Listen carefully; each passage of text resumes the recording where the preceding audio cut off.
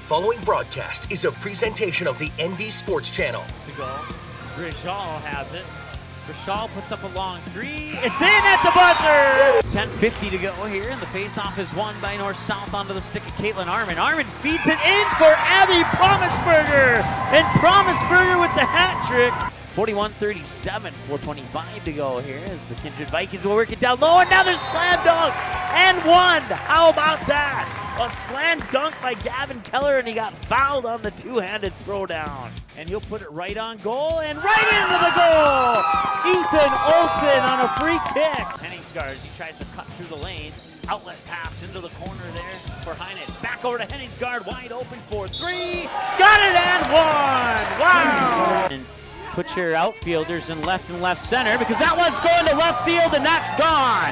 That is a two-run shot for Kenzie McKinnon. It's taken away there by Carson Abrahamson. She has a breakaway. One-on-one hard. She scores!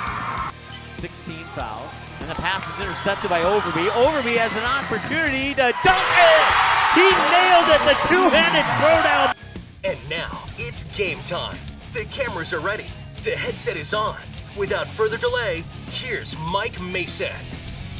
All right, welcome back. Game number 2 of this doubleheader, and if it's anything like game 1, it should be a great one, folks. Fargo North clinging to a 5-4 lead, a 5-4 win, I should say, off a 2-run homer by Alexa Hamry over the left field fence in the top of the 6th to give Fargo North their first lead and only lead of the game. Prior to that, the game had never been tied. Mandan held the lead the entire game until that 2-run homer in the bottom of the 6th by Alexa Hamry.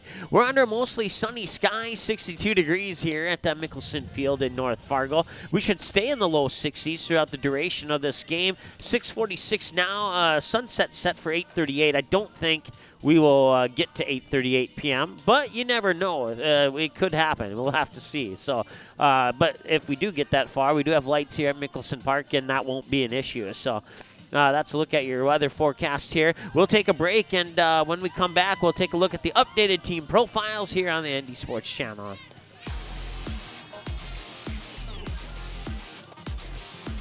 Paper tickets. Rookie mistake. Game Time is the fastest way to buy tickets to live events with your friends. You can buy the perfect seats in seconds, and tickets are delivered directly to your phone, so you always have them with you. Download Game Time free on the App Store, and you'll instantly see a curated list of the best upcoming events in your area. Game Time sorts through thousands of available seats on the market and presents you with only the 50 best values. One of the best things about Game Time is you can get tickets at last-minute prices even after the game starts. Download Game Time free on the App Store today. High school sports programs provide valuable lessons for practical life solutions, teamwork, sportsmanship, and hard work. Students learn self-respect through responsibility of their actions through high school activities. There are kids out there, coaches and parents, who appreciate sports officials for doing a tough job with class. More officials are needed. Someone like you. Contact your local high school or the North Dakota High School Activities Association to find out how to become an official. A message from the North Dakota High School Activities Association. Good sportsmanship. It will carry you further in life than sports. Growing up in North Dakota, I learned to respect my opponents, the coaches, and the officials. The values of fairness and teamwork carried me to the highest level of my sport and allowed me to live my dream of playing football in the NFL. It doesn't matter if you're on the stage, the playing field, or in the stands. We are all better when we show respect for others and practice good sportsmanship. Carry yourself with dignity. Being gracious makes the losses easier and the victories that much sweeter. So when the lights on the playing field, the stage, or the gym floor dim, you'll always have pride in yourself. Okay, here are 3 important reasons why your son or daughter should play a sport in high school. Number 1. High school sports teach valuable life lessons like self-discipline and time management skills. 2. Teens who play a high school sport have better grade point averages. And number 3. High school sports are safer than ever before. This message presented by the North Dakota High School Activities Association and the North Dakota Interscholastic Athletic Administrators.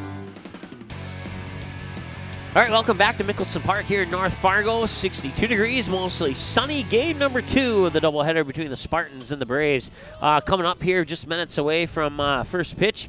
And we'll skip over our on the map section here as we're not able to update numbers between games. There's just not enough time. But we are able to update the team profile. So let's go ahead and take a look at the Mandan Braves. And this includes the first game of the doubleheader now. They've scored, they're 2-13 on the year, 2-9 on the road. They've scored 108 and have allowed 192 with the 5-4 loss in Game 1. Game 2 coming up here in a moment.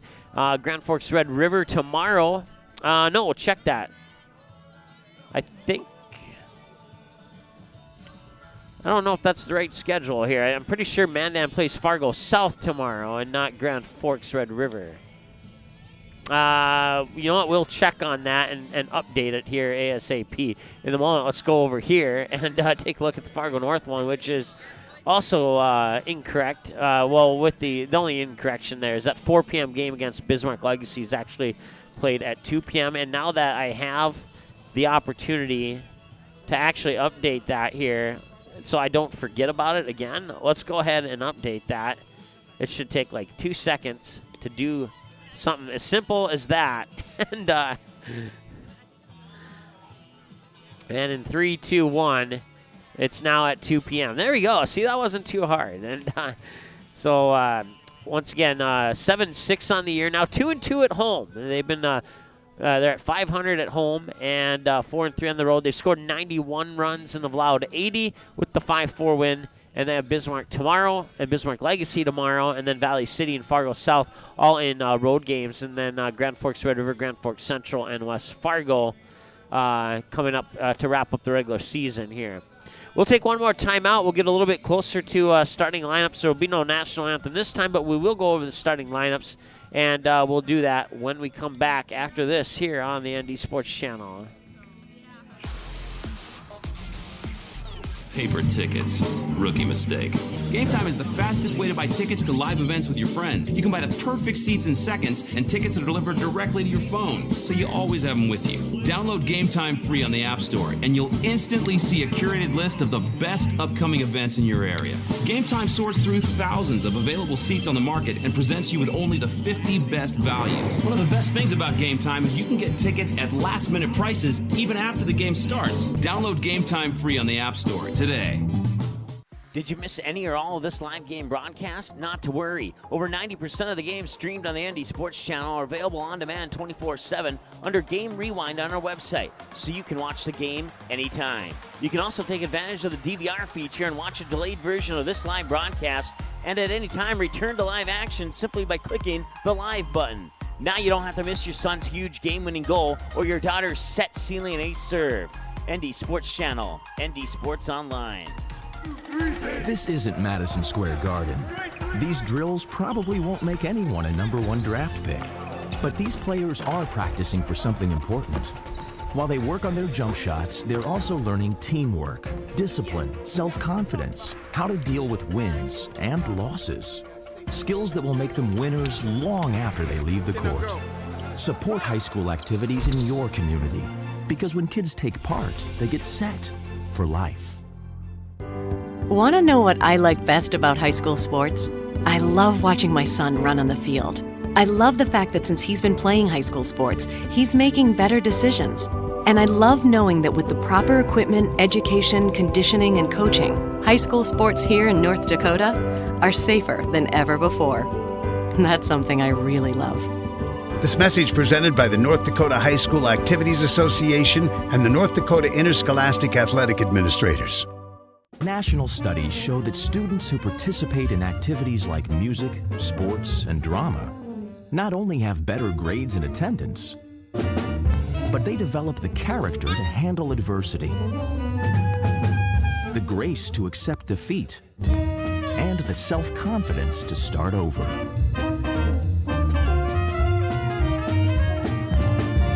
Take part. Get set for life. All right, welcome back. Let's go ahead and take a look at the, let's see here. Let me hit one more button. Make sure that's been updated.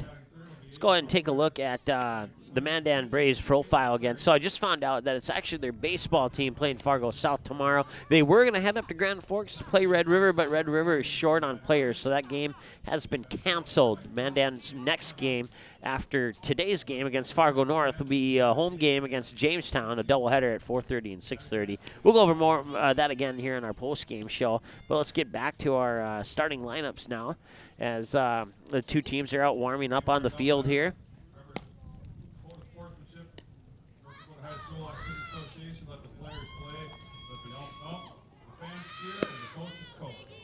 So your lineups for game number 2 look like this. For the Mandan Braves, it'll be Piper Harris, the freshman right fielder, batting first. Batting second, the senior shortstop, Kennedy Harris. Batting third, the sophomore catcher, Sydney Gustafson. Batting fourth, the senior first baseman, Lauren Gangle. Batting fifth will be the senior center fielder, Megan Zander. Batting sixth, Riley Stutz. Batting seventh, Andrea Bolchers. Batting eighth, Cambry Johnner. Olivia Langang and Lakin Darris is the flex, not batting.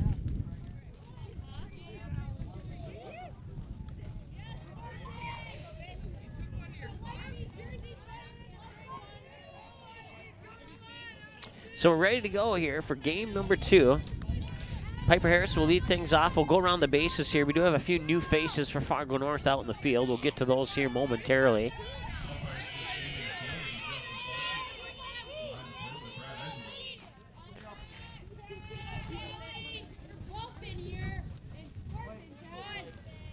Piper Harris will see Kaylee McCleary as the first pitch comes across for a ball 1. Kaylee McCleary is a junior, played a lot of junior varsity softball for the Spartans last year, and also came in as a relief pitcher on varsity last year. And now she's pretty much exclusive to varsity this year. Alexa Hamry behind the plate, just like last game. New first baseman is the junior Caitlin Armin. I thought she was a senior. Might have to double check the roster on that. Sophie Cody, the senior second baseman. Sophie Ochoa, the junior shortstop. Ava Kalbrenner, the sophomore at third. Sammy Sanford will be the sophomore playing in left field in game number 2. And Ellie Weiss, the sophomore, will be playing in right field here for the Fargo North Spartans. And then straightaway center field, same as last time. It's Greta Rader as Piper Harris will reach first on the walk. Number 2, Kennedy Harris.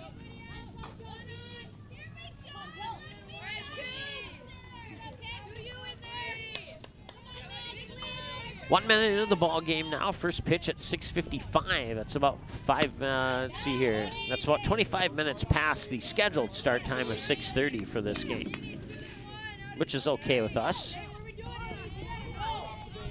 1 ball, no strike now to Kennedy Harris. She was 0 for 2 in the first game, and that pitch comes a little bit too close for comfort inside here for Kennedy Harris. 2 balls and no strikes.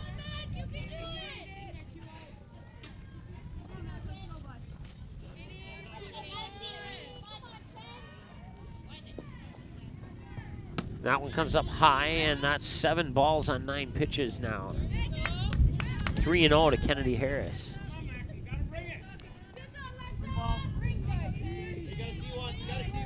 The last game, it's available for replay, but we're going to do some editing to it and upload a new version of the game, as there's another walk for Kennedy Harris. Now, Piper Harris on second, Kennedy Harris on second, and Sydney Gustafson, the catcher, will step up to the plate now. We're going to do some editing to that, as we had some issues in the first inning that split it into 2 different videos. So what we're going to do is make that one video and re-upload it here. Sydney Gustafson, she had a 2-run homer over left center in the game 1.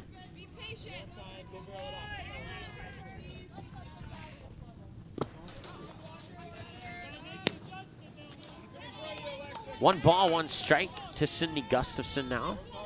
Nobody out, 2 runners on for Mandan. And that pitch will come outside for another ball, 2 balls and a strike.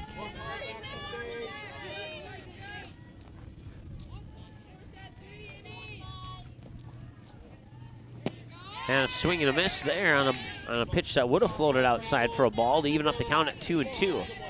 Once again, no score, top of the first inning here. Game 2 of the doubleheader. Fargo North won the first one by a single run, 5-4. That's going to be a 3-hopper into the glove of Sophie Ochoa. Flip toss over to third. They got her. Piper Harris on the force out at third. Advances Kennedy Harris up to second, and Sydney Gustafson is on first as a result. Now batting number 6'5" on the throw at third. And now Lauren Gangle, the senior, steps up to the plate, 0 for 2 in their first game. And a swing and a miss there for a strike, 0-1.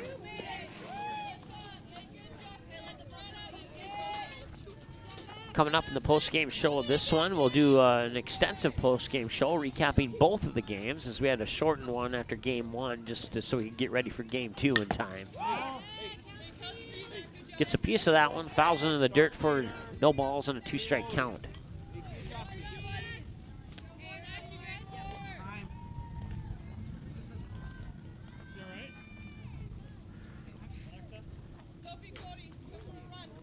So once again, Mandan not playing tomorrow. They were scheduled to go up to Grand Forks, but Grand Forks short on players, so they will cancel that doubleheader against the Red River Rough Riders.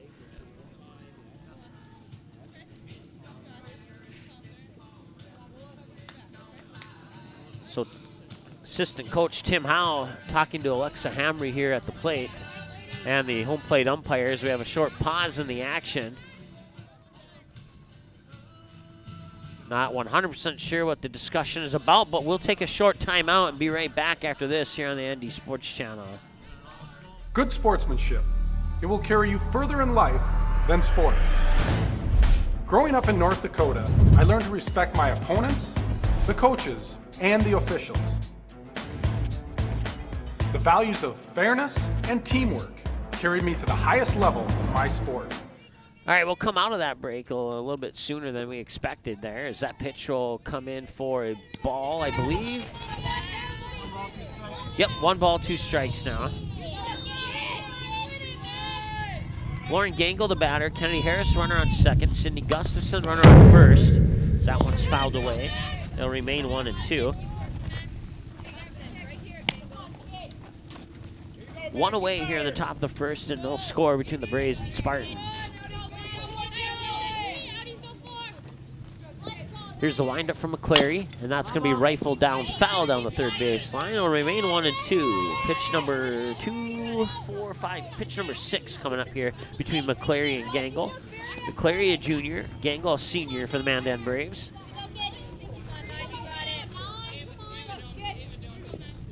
And the windup from McClary, and that's rifled right towards Kalbrenner. And she'll tag out Kennedy Harris at third. And it's another force out.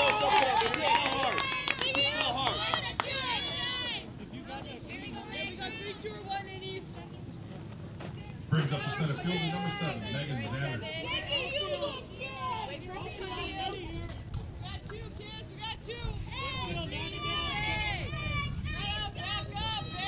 Megan Zander hit a home run in the last game. It was straightaway center field. She was 2 for 3 in the game in game 1 of the doubleheader here.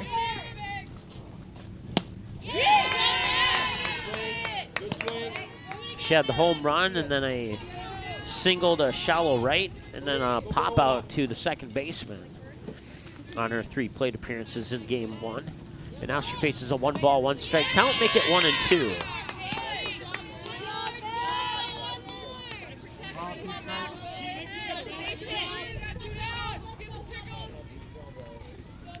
Seven minutes into the ball game, 2 outs, no score. That'd be a short chopper. Hamry will pick it up, throw it up to first, not in time. Oh, they did get her, okay. All right, it goes into the books then as a 2-3 ground out. And that brings us to the bottom of the first. We'll see Ellie Wiest, Sophie Ochoa, and Ava Kalbrenner as the first 3 batters for Fargo North when we return after this on the ND Sports Channel. Score is 0-0.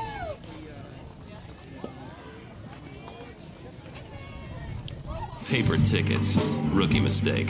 Game Time is the fastest way to buy tickets to live events with your friends. You can buy the perfect seats in seconds, and tickets are delivered directly to your phone, so you always have them with you. Download Game Time free on the App Store, and you'll instantly see a curated list of the best upcoming events in your area. Game Time sorts through thousands of available seats on the market and presents you with only the 50 best values. One of the best things about Game Time is you can get tickets at last-minute prices even after the game starts. Download Game Time free on the App Store today.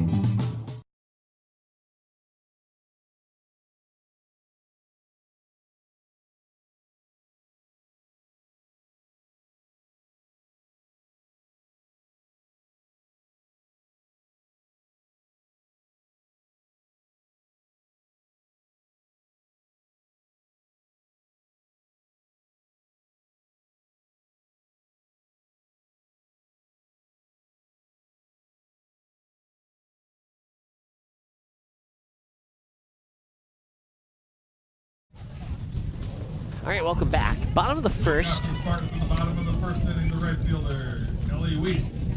Ellie Wiest will step up to the plate here.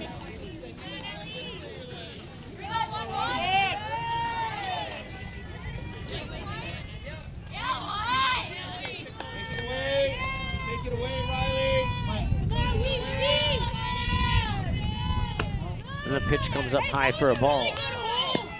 Ellie Wiest, let's see here. She's 2 for 9 on her plate appearances on the ND Sports Channel. Most of them have been infield ground outs off bunts, similar to that one there that goes foul for a strike. 1 ball, 1 strike to Ellie Wiest.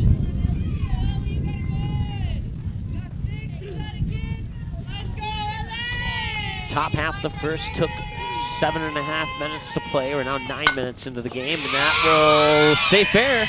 Throw to first, not in time. Ellie Wiest is on with a bunt single. It's kind of a half bunt, half swing. We'll put it into the books as a bunt single since there's no way to record a half and half here in our stat book.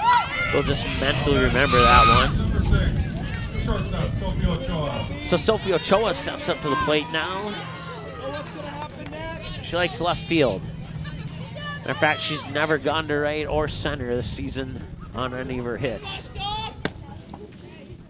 And that one will float outside for a ball. 1-0 to Ochoa, the junior shortstop.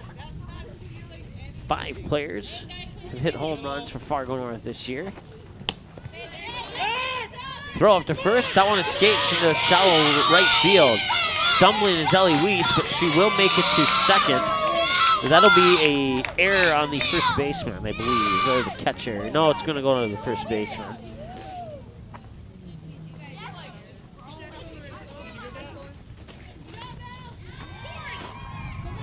So 1 ball, 1 strike to Ochoa.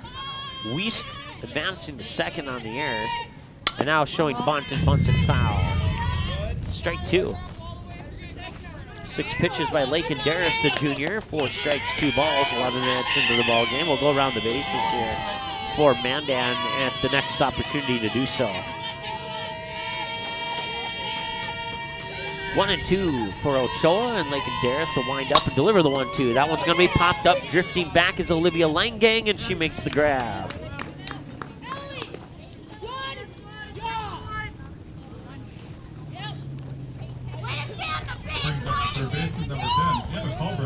Ava Kalbrenner also likes left field, like a lot. According to her hit chart here, she has gone to right and center on a couple of occasions, but mostly left field. Pitch comes across for a ball, I believe. I missed it. Yep, going with the ball. Lauren Gangle, the senior at first. Olivia Langang, the sophomore at second. Kennedy Harris, the senior shortstop. That one's going to be popped up, foul out of play, and good for a strike 1. Riley Stutz, the junior third baseman. I do apologize. In the first game, I was saying something different due to a misspelling, so I do apologize for that. It's Riley Stutz at third base. And I believe, did Kalbrenner get hit by that one? Looked like it, but they're going to say no. 2-1 the count. Sydney Gustafson, the sophomore catcher. Lakin Darris, the junior pitcher. That one. Stoltz fires it over, and it's going to be an error. Rounding third is Ellie Wiest. They're going to send her. Here comes the play at home, and she is out. That's 2 away. And Kalbrenner's on second as a result of the play. She gets credit for a single and then advances to second on the throwing error.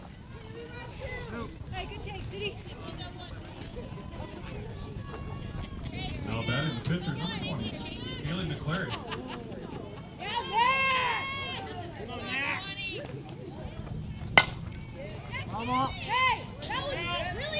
That one's going to be fouled away down the third base line for a strike. Kaylee McClary, a junior, steps up as the batter in the box for Fargo North.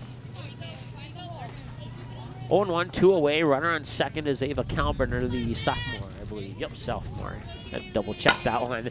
And McClary's going to pop that one up left center field. Drifting forward is Megan Zander to make the grab, and that ends the inning. Bottom of the first for the Spartans. No runs on 2 hits, 2 man-in errors, and 1 runner left on base. 14 minutes of play so far after 1 inning of play. Mandan, no runs on 2 hits, no Fargo North errors, and 2 left on base.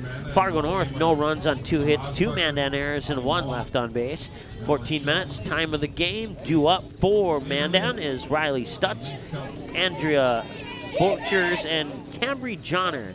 Batters 6, 7, and 8 for Mandan when we return after this short timeout on the ND Sports Channel. This stage is nowhere near Broadway, and none of these actors will be accepting an Oscar anytime soon. Still, they are rehearsing for something important. While they learn their lines, they're also learning teamwork, discipline, self-confidence, that everyone has a part to play. Skills that will make them stars long after the curtain falls. The National Federation of State High School Associations reminds you that when kids take part in high school activities, they get set for life.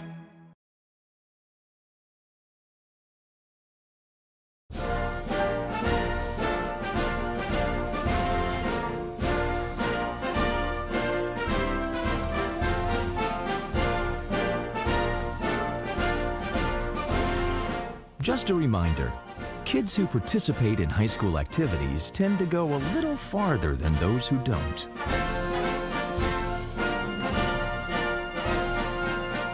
Take part. Get set for life. All right, welcome back.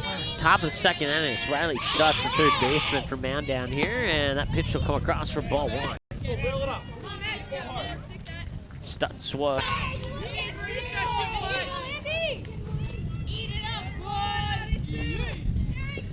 Batter number 7 in the lineup here is the pitcher of last game, Andy Borchers, freshman.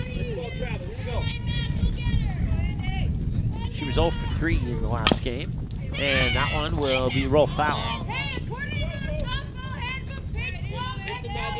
1 ball and a strike as a result of that fouled away pitch. No score here in the top of the second.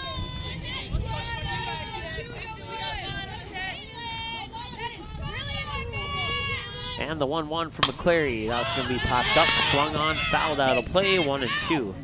A ball and 2 fouled away pitches in that order on 3 pitches between McCleary and Borchers. Once again, around the bases here for Fargo North. Caitlin Arman, the junior at first. Sophie Cody, the senior second baseman. Sophie Cody, the junior shortstop. And Ava Kalbrenner, the sophomore third baseman, excuse me. Alexa Hamry, the junior catcher. And Kaylee McCleary, the junior pitcher, as that one's fouled away again down the third baseline. In the outfield, the sophomore Sammy Sanford in right, the senior Greta Rader in center, and the sophomore Ellie Wiest in right. I think I said Sammy Sanford was in right. I meant to say she was in left. Ellie Wiest in right, Sanford in left, and Rader in center. And that will be grounded. That will get by Kalbrenner and Ochoa. Sammy Sanford will pick it up and fire it into Sophie Cody to hold Borchers at first, and that'll bring up Cambry Johnner. Left fielder, number 24, Cambry Johnner. So Mandan has a runner on now. They left 2 stranded in the top half of the first. We'll see if they can get one across the plate here in the top of the second. Here's the pitch. Now, must have just barely missed outside. And sometimes it's hard to tell because sometimes the umpire confuses us by calling them balls and strikes when they should be strikes and balls. And 1 ball and 1 strike now. We love the umpires. We respect them. It's just frustrated is not the word we want to use. It's just a little stunned, I guess, is probably the best way to use that to describe it sometimes. 1 ball, 2 strikes as a result. And there we go. No question about that one. Strikeout looking right down the middle, and that brings up Olivia Langay.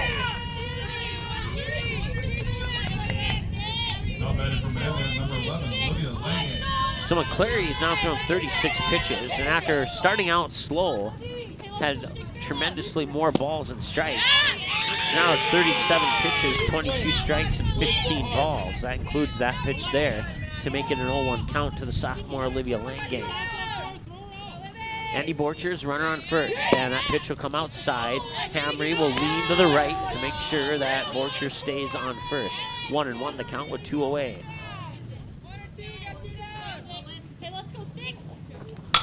Now it's going to be hit up high and infield. Kalbrenner makes the catch right behind the third base bag. Now in the inning. So they leave one more stranded on base on the pop out to Kalbrenner at third. We head now to the bottom of the second. Greta Rader, Sophie Cody, and Caitlin Armin, batters 5, 6, and 7 for the Spartans. Right after this on the ND Sports Channel. Paper tickets. Rookie mistake. Game Time is the fastest way to buy tickets to live events with your friends. You can buy the perfect seats in seconds, and tickets are delivered directly to your phone, so you always have them with you. Download Game Time free on the App Store, and you'll instantly see a curated list of the best upcoming events in your area. Game Time sorts through thousands of available seats on the market and presents you with only the 50 best values. One of the best things about Game Time is you can get tickets at last-minute prices even after the game starts. Download Game Time free on the App Store today. Okay, here are 3 important reasons why your son or daughter should play a sport in high school. Number 1. High school sports teach valuable life lessons like self-discipline and time management skills. 2. Teens who play a high school sport have better grade point averages. And number 3. High school sports are safer than ever before. This message presented by the North Dakota High School Activities Association and the North Dakota Interscholastic Athletic Administrators. All right, welcome back.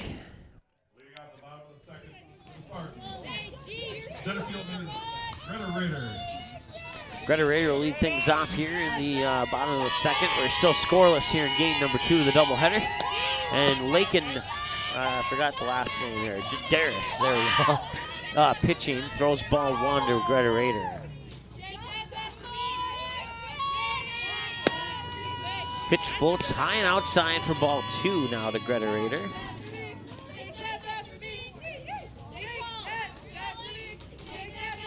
And a swing and a miss for strike 1.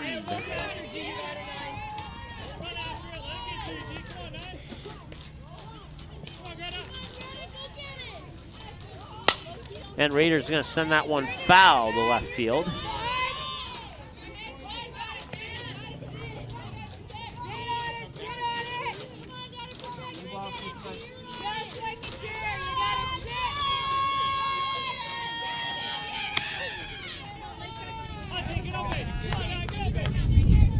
Full count now. Lake and Darius up to 18 pitches. 11 of them have been strikes.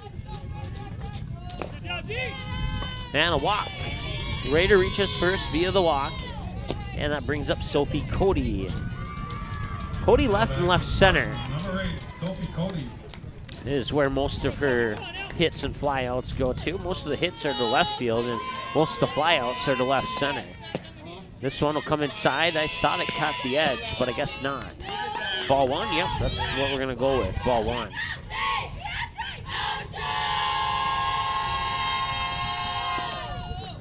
Good.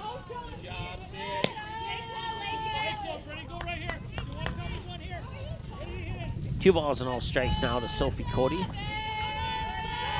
Fargo North has left 1 stranded on base, and they have a runner on now. That'll be a slow roller over to Riley Stutz. Stutz will fire it across the Gango, and they got the out, but that'll advance Rader up to second.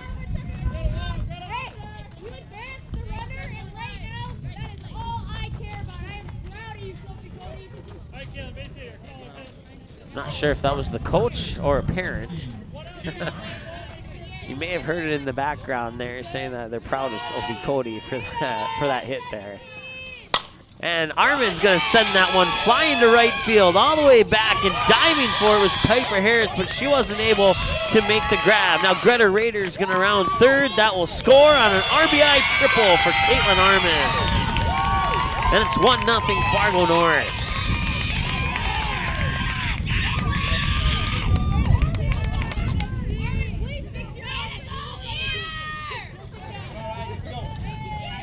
So that brings up Sammy Sanford.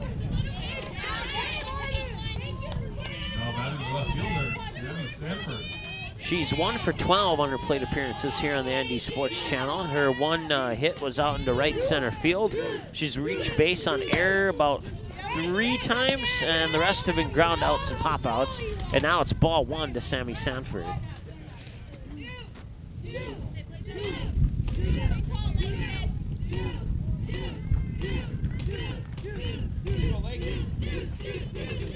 And showing bunt, and that'll drop right in front of the first base line. Throw up to first.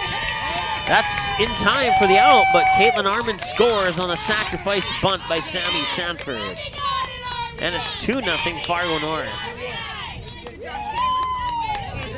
So 2-3 on the throw out, scoring Caitlin Armand, bringing up Alexa Hamry, who was the hero of game 1 with the 2-run shot over the left field fence to give Fargo North the lead and the win.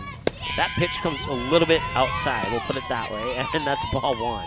1-0 with 2 away here. Nobody on base and a 2-0 lead for Fargo North. And a swing and a miss by Hamry. I think she wanted to send that one into the outfield once again, but is not able to connect. And she's evens up the count at 1-1. And this one will be fired, and it'll get by Olivia Langang into right center field. And Hamry's gonna try for second. Here comes the throw, Hamry's in safe. It's a double for Hamry to right center. And that brings up Ellie Wiest.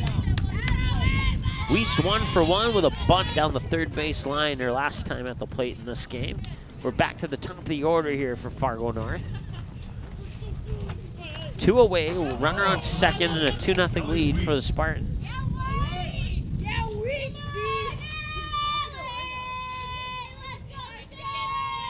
So the windup of the pitch, and we will swing and miss, strike 1.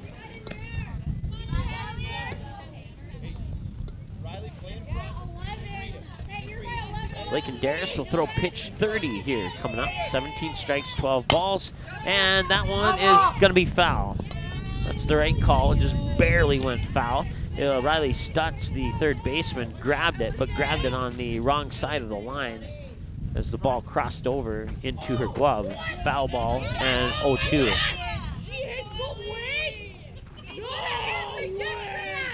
So Ellie Wiest now will switch sides of the batter's box, and she'll try and hit from this side and foul that one away. So 2 pitches on the right-hand side of the box. And now she'll face pitch number 2 on the left-hand side of the box. And that pitch will come outside for a ball. It's 1-2.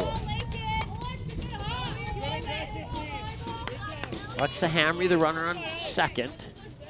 2-0 lead for Fargo North. Pitch 33 from Lakin Darris coming up here for the Mandan Braves, and that one swung on, popped up, shallow left center. It's going to drop in between all 3, and rounding third is Alexa Hamry to make it 3-0, and it's going to be a RBI double for Ellie Wiest.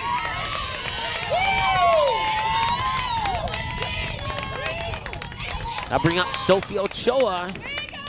0 for 1 in this game. Fly out to the second baseman, Olivia Langang, her last time at the plate.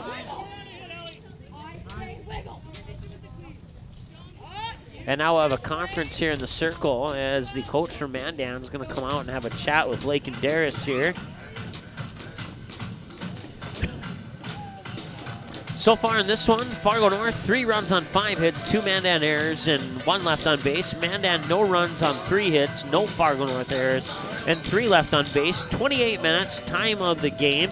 Lakin Darris, 33 pitches, 20 strikes, and 13 balls. And Sophie Ochoa will be the batter who she faces, coming out of the conference in the circle here for Fargo North.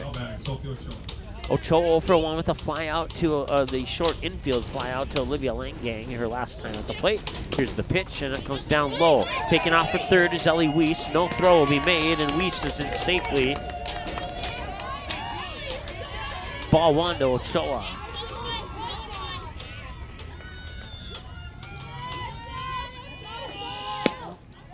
That appeared to be a strike, but apparently it was a little high at ball 2.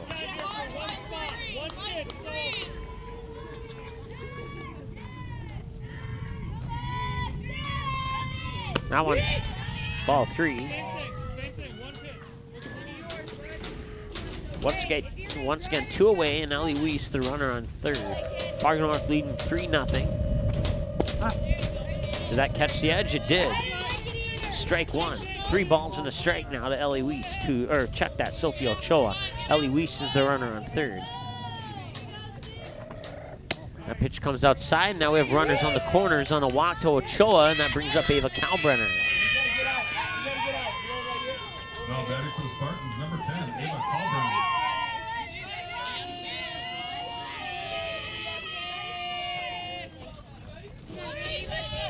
If Kalbrenner can get on base, we'll see Kaylee McCleary up next. Pitch comes outside for a ball one to Kalbrenner. Once again, runners on the corners. Ellie Wiest on third, Sophia Cho on first. And Kalbrenner's 1 for 1 with a single in this game.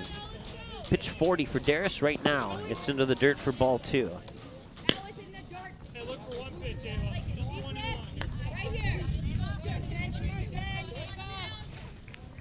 40 pitches, 21 strikes, 19 balls, 30 minutes into the ball game. That one will come across the edge of the plate for a strike, and it's 2-1.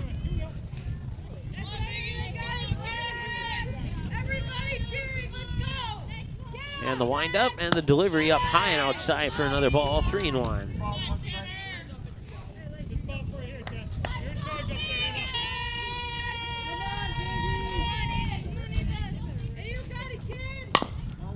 Swing, that one came off the upper handle of the bat, foul towards the Spartan dugout. It'll be a full count now, 3-2.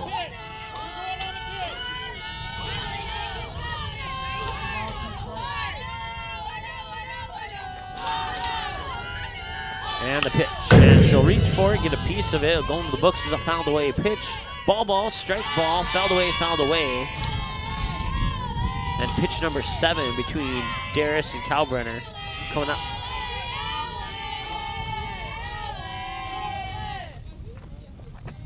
And that will be lined and it'll roll into center field. Scoring Ellie Wiest from second, advancing Ochoa up to second. Check that, let's try that again. Scoring Ellie Wiest from third, advancing Ochoa up to second is what I meant to say. And it's 4-0 now, Fargo North, and it brings up Kaylee McCleary. Brings up the pitcher, Kaylee McCleary.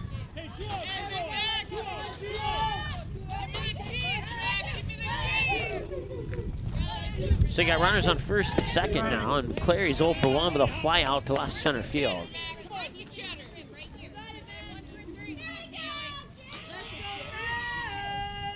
Ochoa the runner on second, Kalbrenner the runner on first. Pitch comes up high, and it's 1 ball, 1 strike to McCleary, the junior.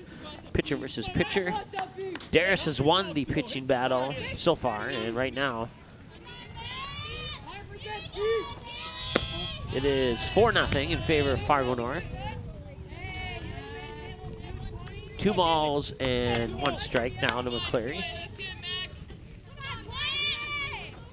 And McCleary will pop that one up, and the shortstop, Kennedy Harris, will make the grab, and that ends the inning, and they'll strand 2 on base.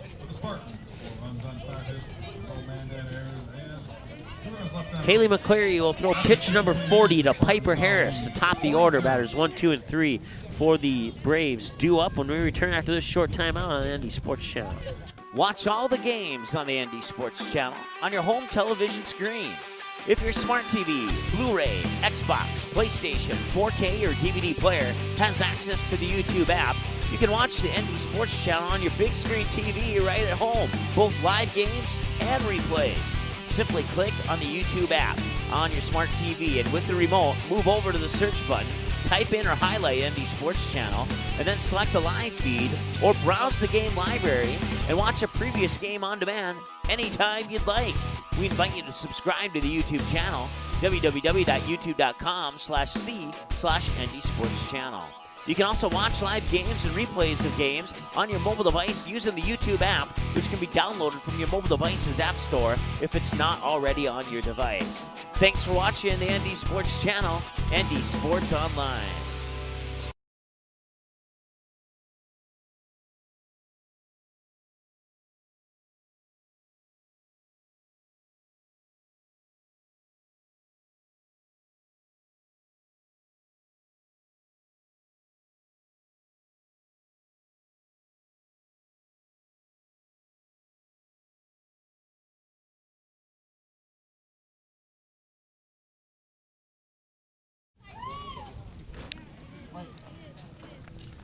All right, welcome back. Top of the third, Piper Harris faces pitch 40 from McCleary. Then it's in for a strike, and on 40 pitches, 24 strikes and 16 balls from the junior pitcher for the Fargo North Spartans. And that one will be grounded in the direction of Ochoa. She'll fire it over to Caitlin Armin at first. And that's good for a 6-3 ground out. Kennedy Harris was walked her last time at the plate. Now she steps up to the plate for the second time in this game.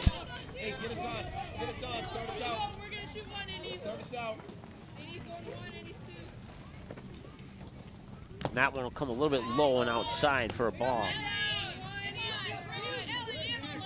1-0. 35 minutes into the ball game, and we're still at 62 degrees under a sunny sky here in North Fargo.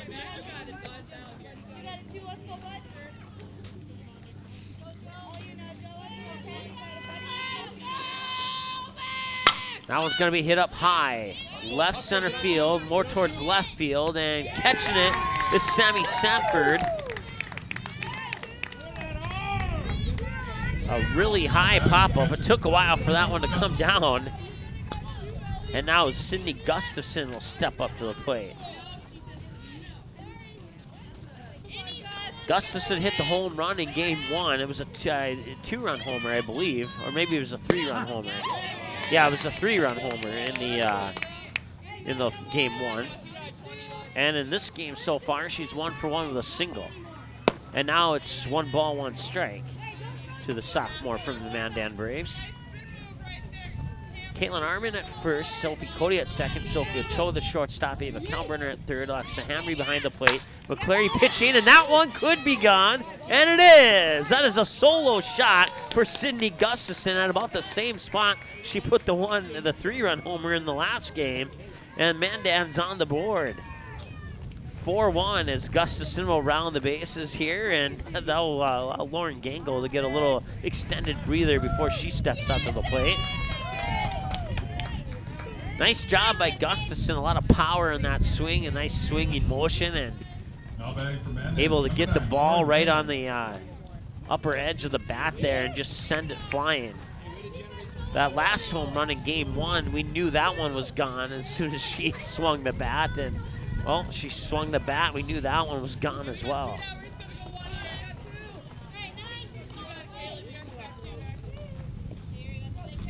So Lauren Gangle will try her luck here. A hopper over to Kalbrenner, fires it high over the head of Caitlin Armin. That'll be a throwing error, and Lauren Gangle will get the second on that error and get credit for the single.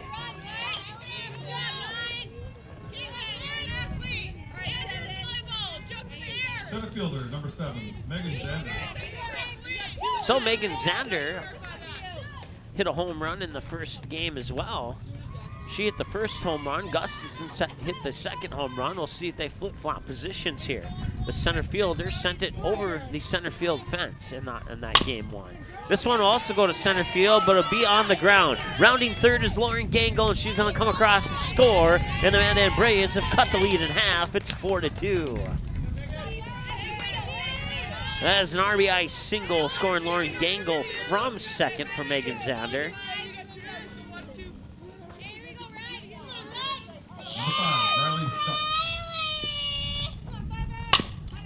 And that one will ground it right over to Ochoa. She fires it up to second, and that will be good for an out. And it'll also be good for out number 3 to end the inning. So we'll head now to the bottom of the third. Mandan Braves have cut the lead in half. We'll see how they do defensively when we come back here in the bottom of the third. Fargo North up to bat after this on the ND Sports Channel. This isn't Madison Square Garden. These drills probably won't make anyone a #1 draft pick. But these players are practicing for something important. While they work on their jump shots, they're also learning teamwork, discipline, self-confidence, how to deal with wins and losses. Skills that will make them winners long after they leave the court. Support high school activities in your community, because when kids take part, they get set for life.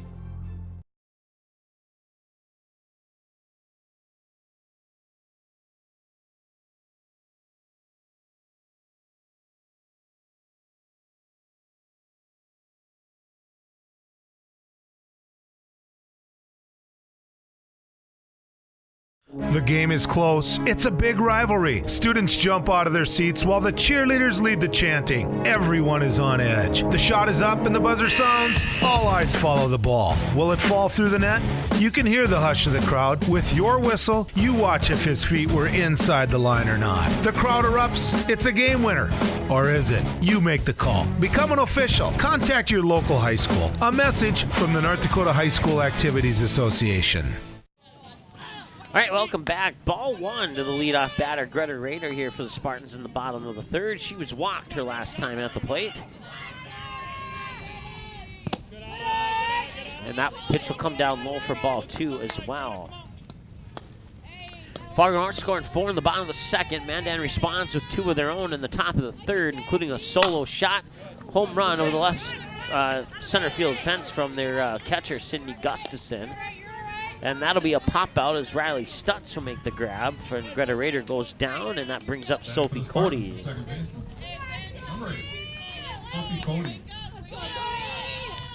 Ground out on a 5-3 your last time at the plate. Here's the pitch up high, and that will escape the glove of Gustafson for ball one. Nobody on base for the Spartans to take advantage of that opportunity. 1-0 the count to Cody, who's 0 for 1 with a ground out.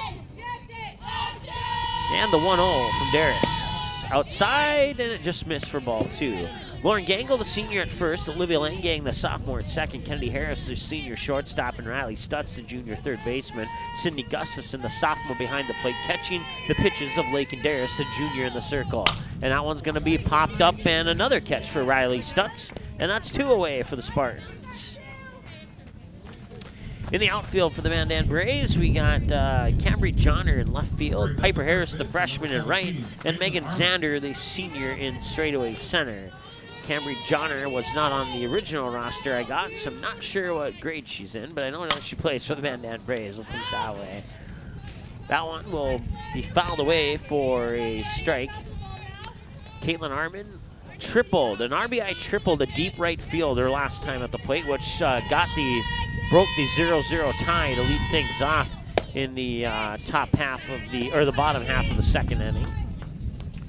Part of a 4-run inning for the Spartans. 1 ball, 1 strike, and that one will be ball two.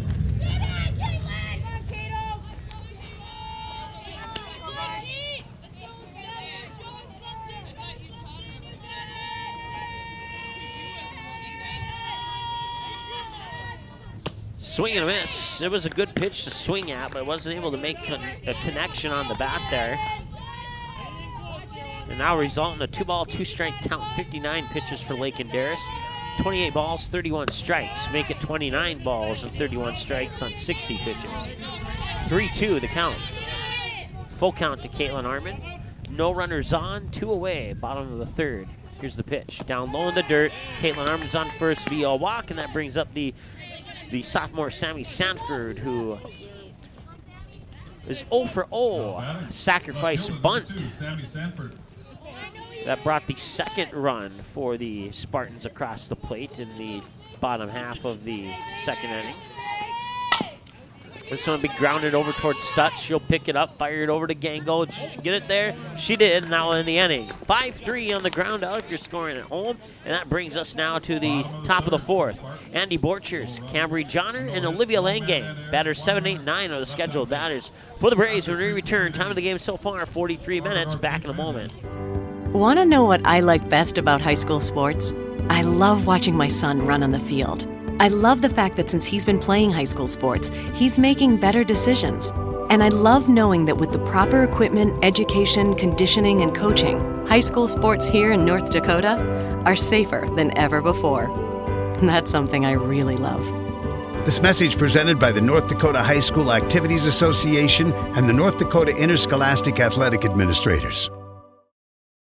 Did you miss any or all of this live game broadcast? Not to worry. Over 90% of the games streamed on the ND Sports Channel are available on demand 24/7 under Game Rewind on our website, so you can watch the game anytime. You can also take advantage of the DVR feature and watch a delayed version of this live broadcast, and at any time return to live action simply by clicking the live button. Now you don't have to miss your son's huge game-winning goal or your daughter's set ceiling ace serve. ND Sports Channel, ND Sports Online.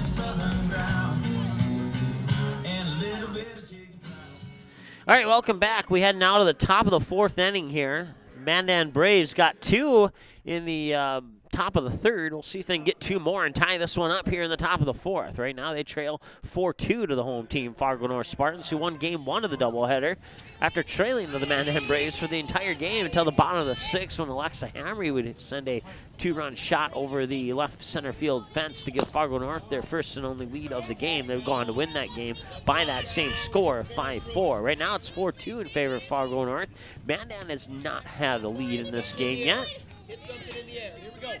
The only question that remains is, does that mean the tables are reversed this time for this game? We'll find out. Nice hit, deep left field, and jumping, and that one will go over the glove of the jumping left fielder, Sammy Sanford, and hit the fence, and that's good for a single.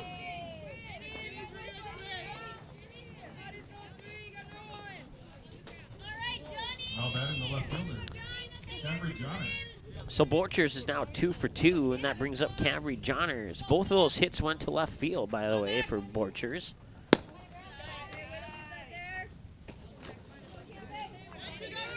.50 pitches now. Prior to that, ball 1 pitch here to Cambry Johnner. And now 52 pitches is a grounder. Ochoa up to second, over to first. No, that's not going to happen. And Cambry Johnner goes to second, and she's going to get out. It's a double play. Let's see if we can record that one properly here.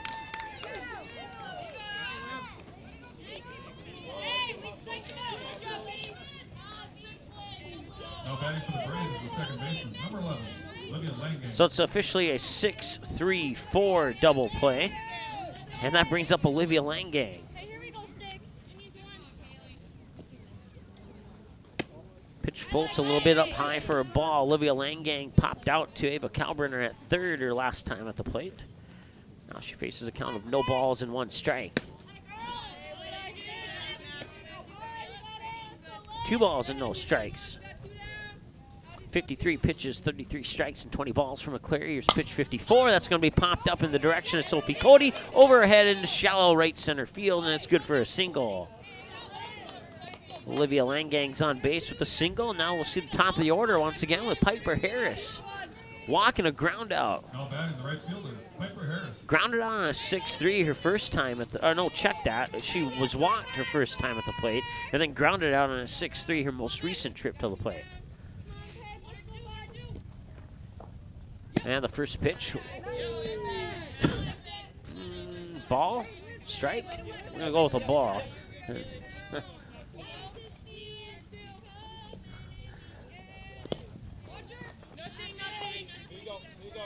And I believe that's ball 2. We'll see if we get a confirmation from the ump here. We believe it's 2-0.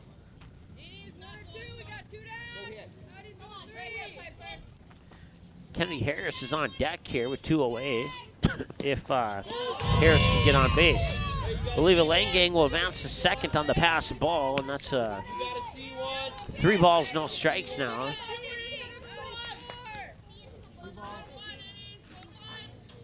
Yep, we were right all along.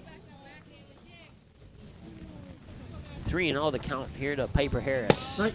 That will come across. Strike 3-1.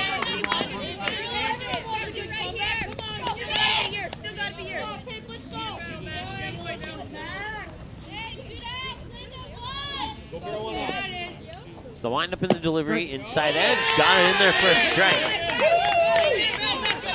Full count now, and pitch 60 coming up next from McCleary. 2 away, runner on second, 3 balls, 2 strikes, and that one's going to be grounded in the direction there. Sophie Ochoa. She'll fire it over to Caitlin Arman. That's not going to work out. Check that. Olivia Langang's going to score.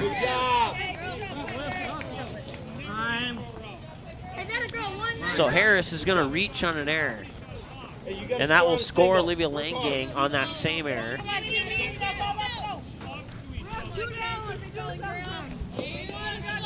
We're going to go ahead with a hit and an error on that one. Now batting the shortstop, Kennedy Harris.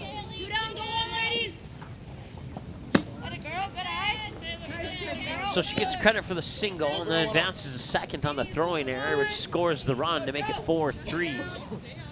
2 away, Piper Harris on second, and Kennedy Harris, the batter. 1 ball, no strikes, make it 2 balls, no strikes.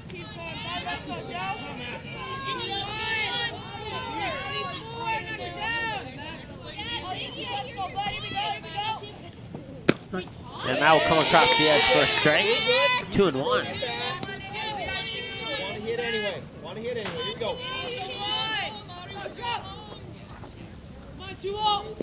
And the windup in the delivery, the 2-1 popped out left field. Sammy Sanford makes the grab, now in the inning. Alexa Hamry, Ellie Wiest, and Sophie Ochoa, batters 9-1 and 2, the scheduled batters for the Fargo North Spartans. They're due up next here on the Indy Sports Channel.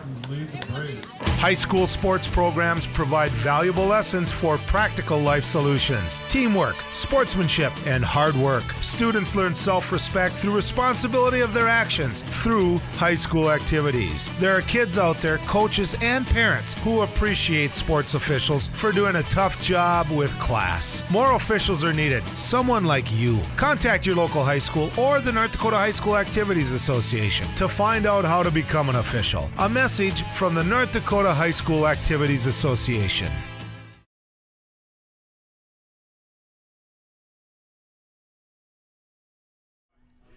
All right, welcome back here as we go now to the bottom of the fourth. Mandan gets one more run to get a little bit closer here as they scored 2 in the top of the third, now 1 in the top of the fourth. And now they're looking to hold Fargo North scoreless here in the bottom of the fourth. But coming up is the hero game 1, Alexa Hamry. So they need to be careful here. She's 1 for 1 in this game with a double to right center field, and it wasn't an easy double. She put her foot on the gas pedal rounding first, and she got to second before the throw there.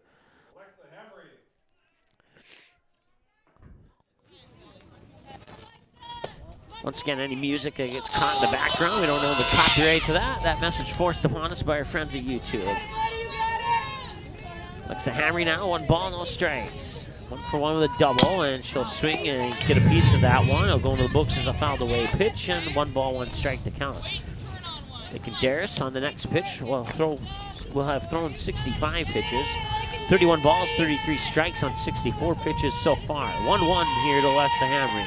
And the pitch, and Hamry will swing. A 2-hopper right over to Kennedy Harris, and she fires it over to Gango for the 6-3 ground out. Ellie Wiest, 2 for 2. A bunt single as well as a double to left center. In that order on her 2 plate appearances so far. Ellie Wiest, Sophie Ochoa will be on deck here for the Spartans. And she's going to bunt again. That one will drop right in front of home plate, and they're going to say it's foul. Oh. She's going to be out.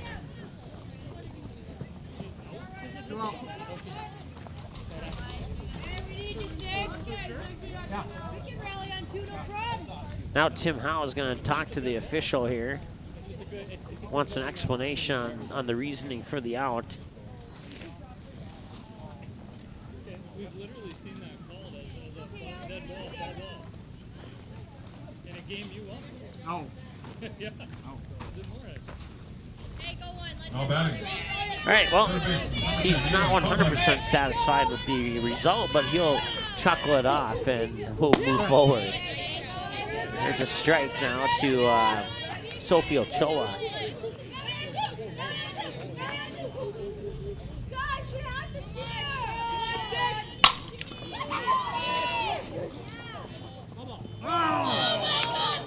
And that one's going to go foul. So I had to search a little bit, and it's going to go into the books as an out on a thrown bat.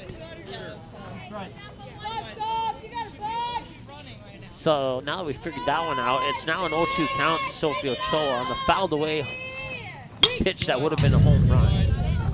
And that one will just barely clip the top edge of the backstop here for strike 2. So they'll remain 0-2. A strike, 2 fouled away pitches, and pitch 70 from Lake Darris coming up next here to Sophie Ochoa. 0-2 is going to be popped up, running for and making an underhand scoop catch there is Olivia Langang. Nice play by the Mandan Brave there, and that will end the inning. There were no Mandan errors.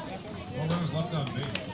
So that'll bring up Sydney Gustafson, and well, last time we saw her, she hit a solo shot over the left center field fence. She has 2 home runs in the 2 games so far.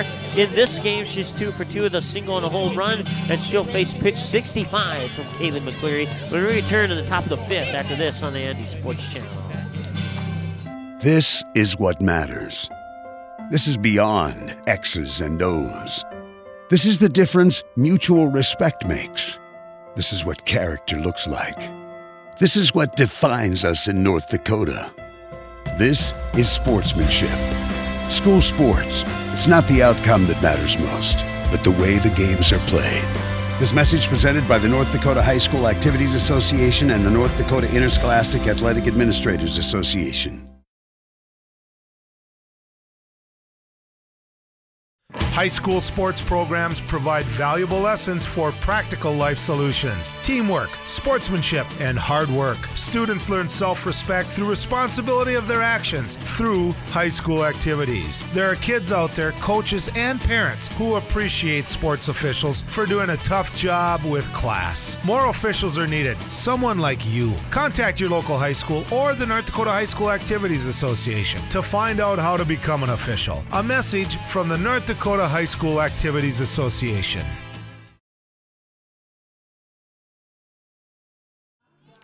All right, welcome back. Top of the 5th now, and Sydney Gustafson, Lauren Gango, and Megan Zander. 2 of those 3 have hit home runs. We'll see if they can get themselves tied up, if not take the lead here in the top half of the 5th, as Mandan, falling down 4-0, has crawled their way back into this one now and trailed just by 1, 4-3. I want to apologize to the person who reported the Star Spangled Banner as a copyright claim. I have news for you. That will be disputed and won. So that first game, we have a copyright claim to the Star Spangled Banner.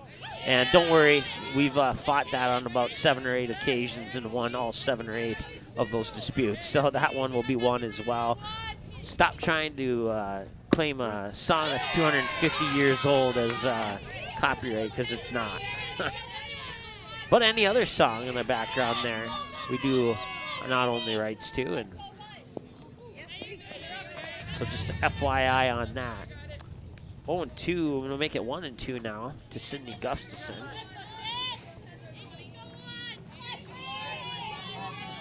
That apology to that, it was more of a sarcastic apology if anybody didn't catch that. 1-2. And now 2-2, so we apologize, but we don't mean it. That's probably the only time that we won't mean an apology that we offer. 3 balls and a strike now, full count. 3 balls and 2 strikes. Pitch 70 is going to be hit out into left field, and Sammy Sanford will make the grab.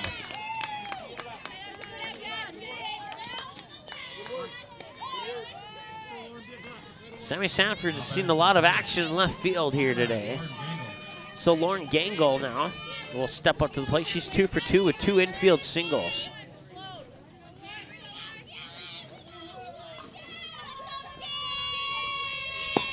That one will come inside for a strike 1.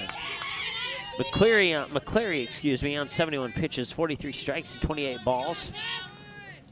Not quite to the 1 hour mark of the ball game, but almost. That one will come inside just a little bit further inside than the previous pitch, and that will result in a 1 ball, 1 strike count. 1 ball, 1 strike, 1 out, no runners on. Here's the 1-1 up high, 2-1. Stay back, start later, be on time.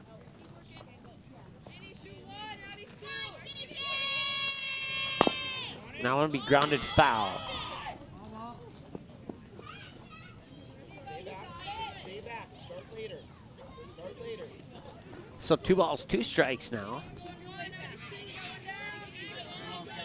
Fargo North scoring 4 in the bottom of the 2nd. Mandan 2 in the top of the 3rd and 1 in the top of the 4th. None so far here in the top of the 5th. They have 2 outs to work with to try and tie it up here, and that will be another ball and a full count to Lauren Gangle, and on 75 pitches, 44 strikes and 31 balls for Kaylee McCleary, the junior. That one's rifled out into left field. I lost it in the sun. I think it was foul, as that sun's coming right in from the third base line there. Yeah, you can't even see it in the camera. Pretty sure it was foul, and it'll remain 3-2 since Gangle's still at the plate.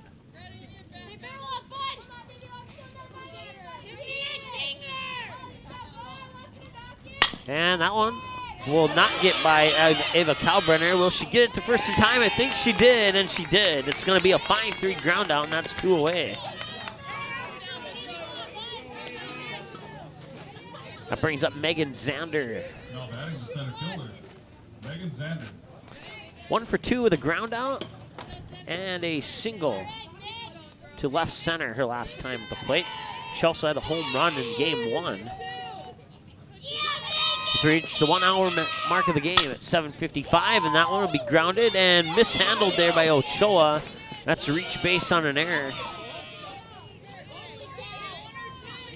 I believe that's the first error of the game. Let me double check the stat book here. Oh, no, I wasn't paying attention. We have a total of 5 errors between the two teams combined, so.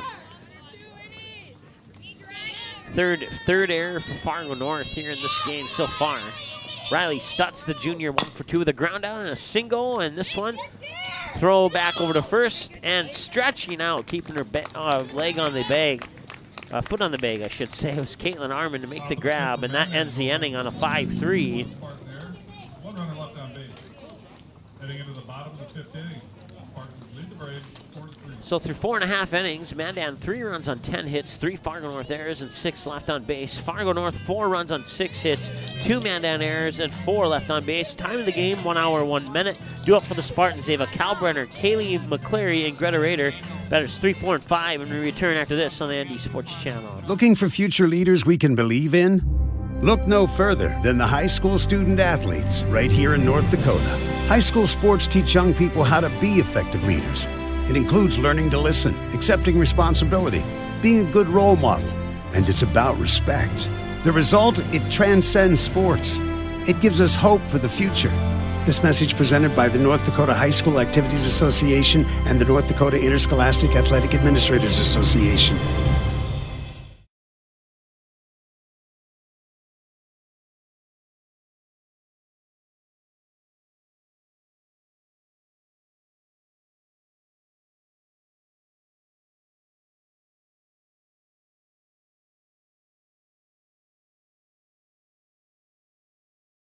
Bottom of the 5th for the Spartans, number 10, Ava Kalbrenner.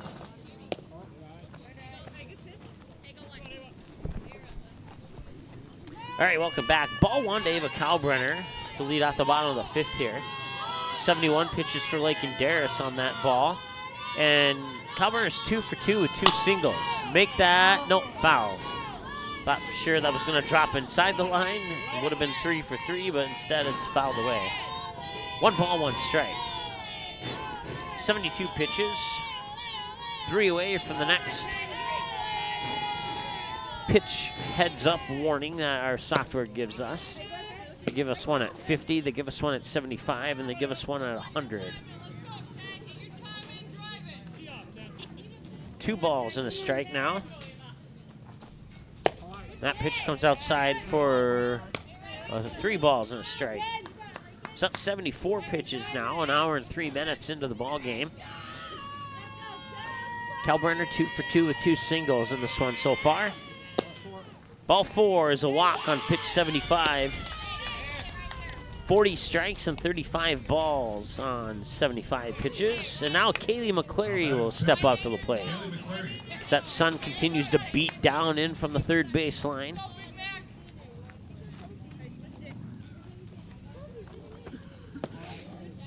Sunny and 62, will probably stay there.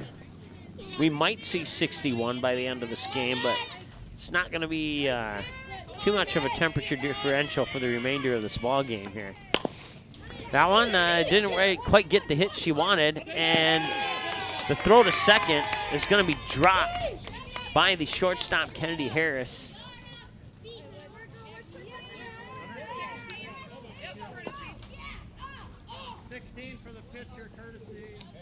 Gabby Olick coming in for courtesy run. Now batting, center fielder Greta Rader. All right, Gabby Olick takes over the running responsibilities at first base for Kaylee McCleary, and that brings up Greta Rader. Pitch comes in for, I think it was a strike. Guess we're going to go with a ball. 1-0. That one comes outside. That should be a ball. 2-0.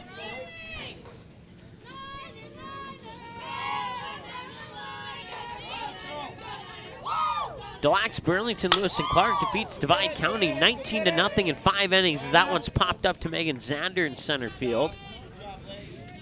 Greta Rader will fly out, and that will bring up the next batter. Sophie Cody, who's 0 for 2. 5-3 ground out, and then she popped out to the third baseman, Riley Stutz, her last time at the plate as well. That pitch comes up high, floats to the outside for ball 1-0. Runners on first and second. Ava Kalbrenner on second, and Gabby Olick, the runner on first here for the Spartans, who lead 4-3 over the Mandan Braves here with 1 away in the bottom of the 5th. That pitch comes across for, I think it was a ball, and that it is, and it's 2-0.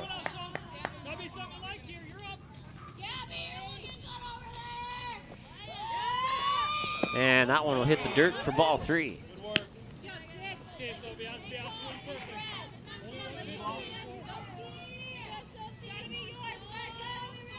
Caitlin Arman is on deck here for the Spartans.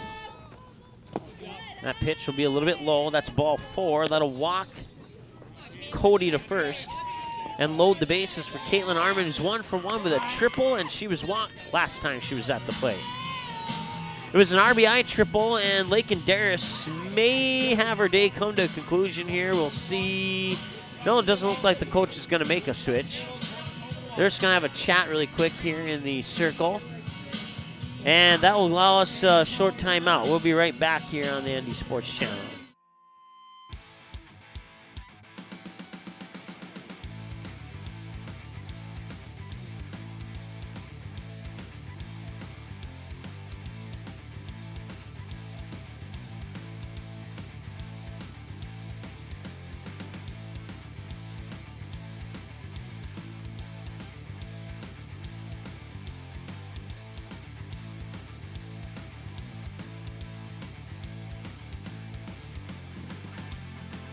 Caitlin Arman. All right, conference is over. Lakin Darris will stay in the circle here and throw pitch 84 to Caitlin Arman, who's going to rifle that one right into the glove of Kennedy Harris. Gabby Olick smart enough to get back to second. She didn't get a big lead off here, and that's a line drive out and brings up Sammy Sanford. Now batting the left fielder, Sammy Sanford. Four is batting for 2. 14 is batting for 2. All right, so we're going to have a switch in the batters here. Instead of Sammy Sanford, it's going to be Sam Martin.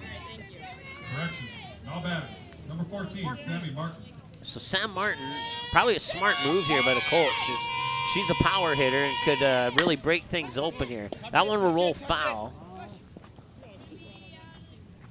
Gabby Olick was about 59 feet of the 60 feet between bases there on that one. Fouled for strike 1.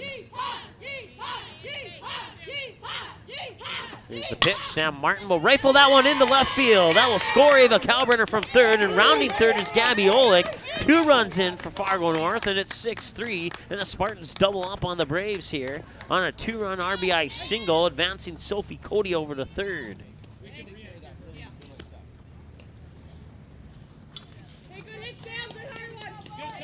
So now you have runners on the corners here for the Spartans.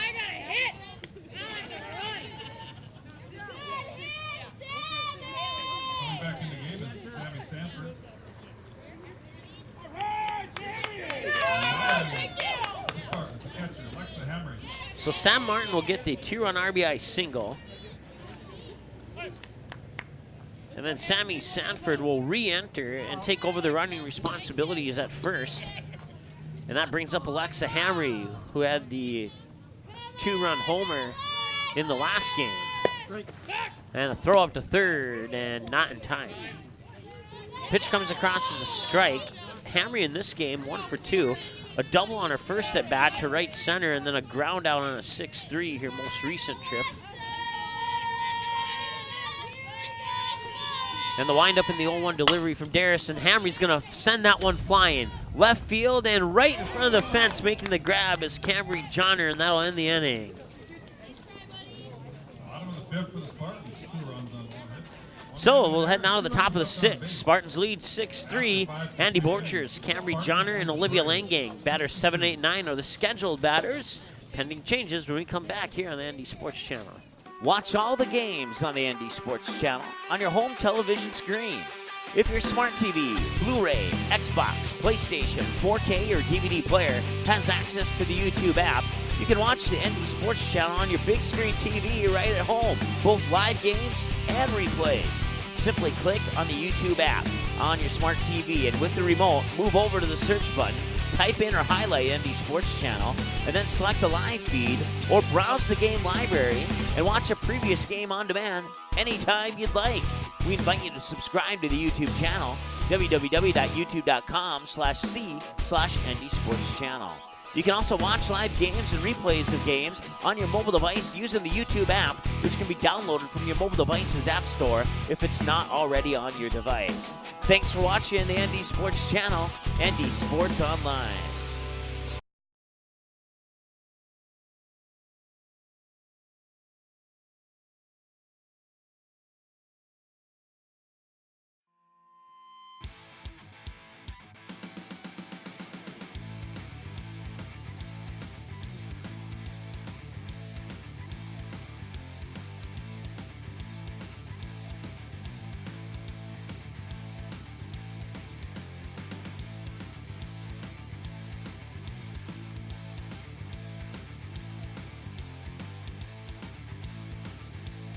Good sportsmanship. It will carry. Sorry about that, we hit the wrong button. 6-3 heading to the top of the 6th. And it's Andy Borchers, who's 2 for 2 with 2 singles to left field. This one's going to be a single to center field.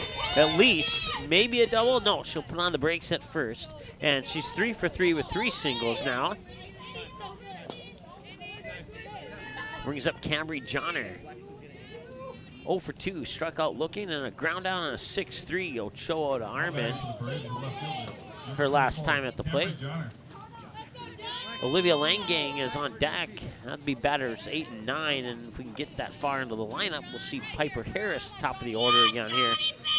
80 pitches from McClary now, 49 strikes and 31 balls. 1 hour 12 minutes into the ball game. That pitch will miss for a ball, I believe. Yep, it will. 1-0.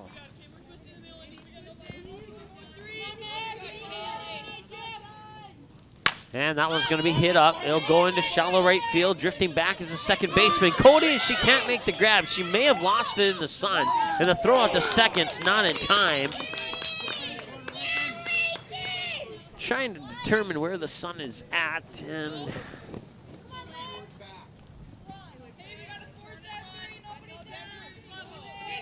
we're going to put that into the books as a hit. Now batting the second baseman, number 11, Olivia Langang. So it goes into the books as a single, unofficially.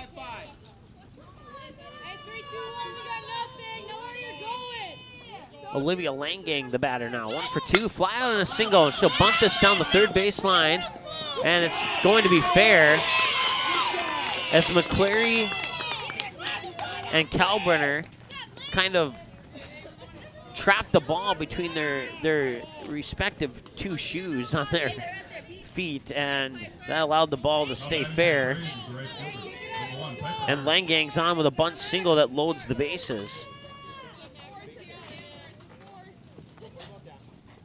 Piper Harris, a walk, a ground out, and a single in that order on her 3 trips to the plate so far. She's officially 1 for 2.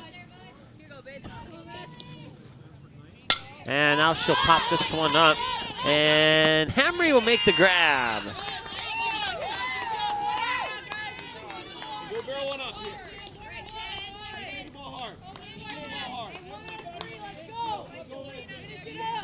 Now batting the shortstop, Kennedy Harris. Kennedy Harris with 1 away. And the base is loaded, and Sydney Gustafson on deck. Harris sends that one up high, right center field, going back, and it is going to drop right in front of the fence. Andy Borchers will score from third. Rounding from second is Camry Johnner, and she's out at home, I think. It's 6-4 for sure. We'll see if that other run scored or not. Safe is the call, so it will be. Good job, Cam. Good job, Cam. Yep, they did call safe at home. She scored there? Yes? Okay.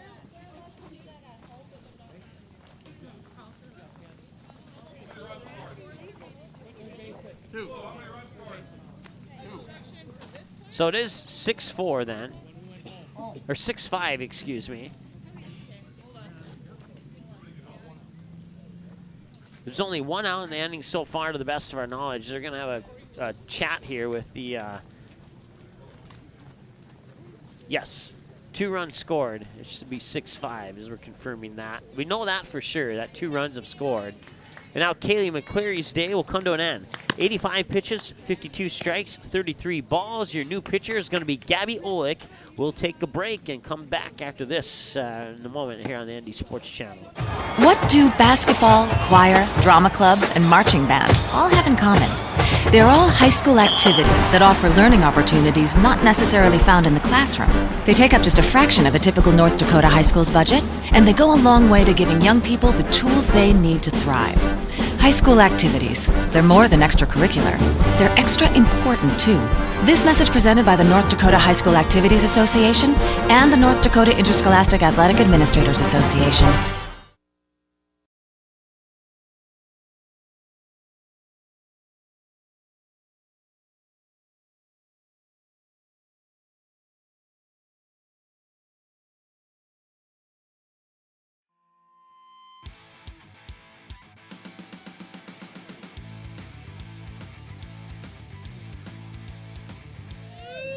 All right, welcome back. 1 away, top of the 6th, 6-5, bases loaded for a dangerous hitter. It's Sydney Gustafson.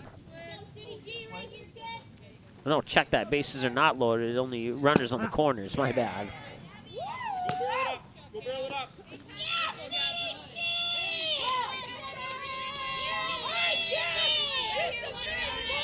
So Olivia Langang on third, Kennedy Harris on first, Sydney Gustafson with a home run in this game and a home run in the last game. And now 1 ball, 1 strike. In this game, she's 2 for 3, a single, home run, and a fly out on her last trip to the plate. 1 hour, 17 minutes. That one's going to be popped up and heading towards left field. Trying to make a play on it was the shortstop, Sophie Ochoa, but she couldn't quite get there, and they'll drop for a strike.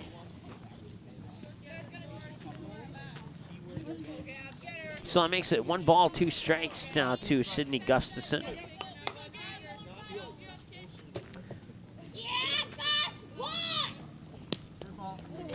That's going to be a dead ball, and that'll allow Gustafson to move up to first, and that loads the bases for Lauren Gangle.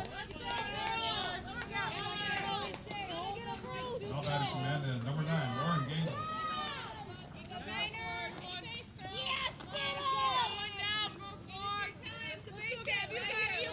2 for 3, single, and the most recent plate appearance was a 6-3 ground out. That one's going to be hit high and deep. Left field over the scoreboard, and it is gone. It is a grand slam for Lauren Gangle. And the Mandan Braves have retaken the lead.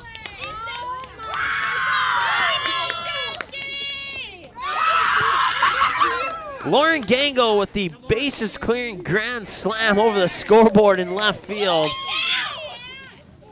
And it's 9-6 in favor of Mandan.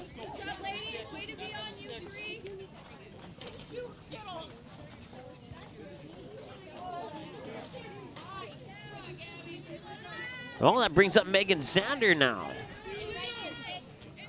This time with the bases empty, and she's 1 for 3 in this game. Ground out, a single, and reached base on an error.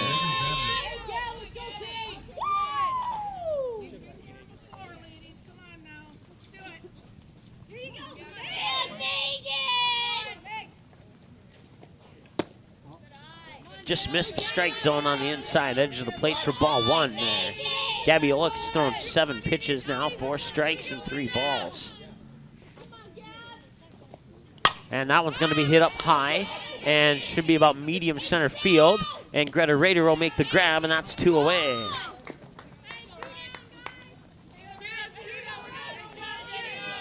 Riley Stutz up next, 1 for 3. He ground out, a single, and a ground out. The single was an infield single on her 2nd plate appearance. On the 1st and 3rd plate appearances, she grounded out on a 5-3 on each of those occasions. That one comes inside and just barely misses hitting Stutz. Ball 1.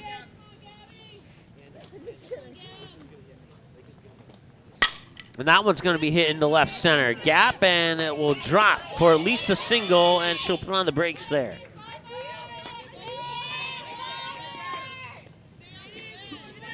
Andy Borchers, 3 for 3. 2 singles to left and a single to right center. At least not anymore. Andy Borchers is going to be replaced by, let's see here, that's number 12. That is... No batting. Mandan, number 12. Lakin Darris.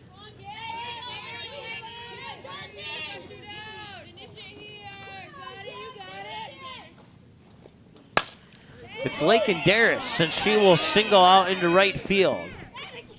And for some reason, she's not available to sub in. Let's see. No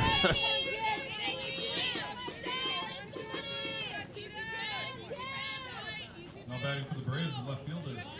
Camry Johnner.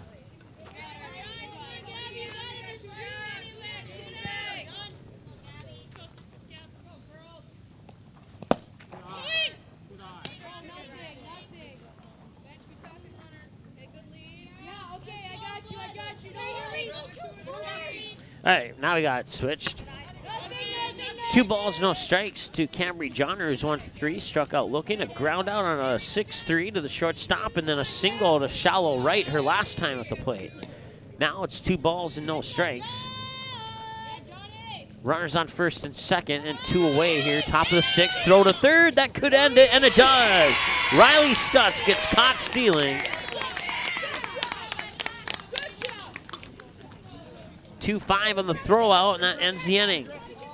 So a grand slam gives Mandan the lead, 9-6. We head to the bottom of the 6th now, and the scheduled batters are Ellie Weiss, Sophie Ochoa, and Ava Kalbrenner. Pending changes when we return after this on the Andy Sports Channel. Good sportsmanship. It will carry you further in life than sports.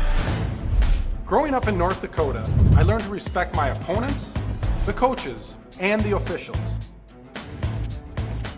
The values of fairness and teamwork carried me to the highest level of my sport and allowed me to live my dream of playing football in the NFL. It doesn't matter if you're on the stage, the playing field, or in the stands. We are all better when we show respect for others and practice good sportsmanship. Carry yourself with dignity. Being gracious makes the losses easier and the victories that much sweeter. So when the lights on the playing field, the stage, or the gym floor dim, you'll always have pride in yourself.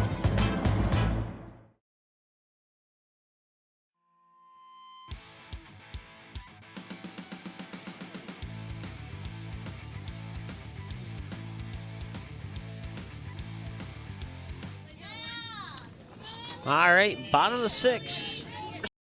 Finds themselves down now to the Mandan Braves after a grand, and then she was thrown out, or called out her last time for throwing the bat in front of home plate. And this one will be safe. She will get there in time, and now she's going to take off for 2nd. And she's there. She's on with a single to 1st and advancement to air, advancement to 2nd on the air. And that brings up Sophie Ochoa. Sophie Ochoa. Time of the game right now, 1 hour, 24 minutes. Pitch 90 from Lakin Darris coming up right now. And Sophie Ochoa will pop that one up. Darris will run under it and make the grab. She'll look at second, but see that Ellie Wiest is already there and will not have to make a throw, and that's one away and brings up Ava Kalbrenner. Now batting number 10, Ava Kalbrenner. 2 for 2, a single, and a walk. Single to right, a single to center, and now a single, maybe a double. Here comes Ellie Wiest around third as that one goes all the way to the left center field fence. It's an RBI double, scoring Ellie Wiest from second, and Fargo North gets one back so far, and it's 9-7.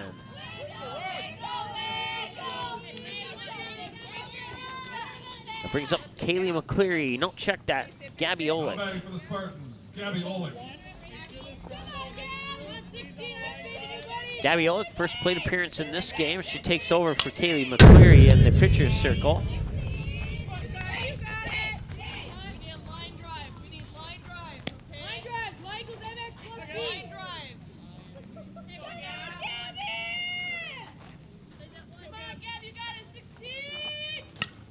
She'll get a piece of that one. It goes into the books as a fouled away pitch, and 2 pitches back to back right into our crowd mic there.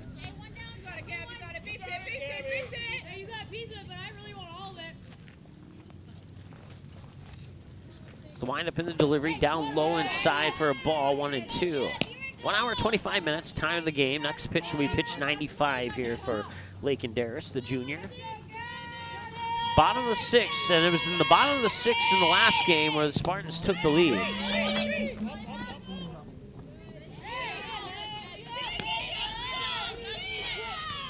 Kalbrenner advances the third. 2 balls, 2 strikes, 1 out.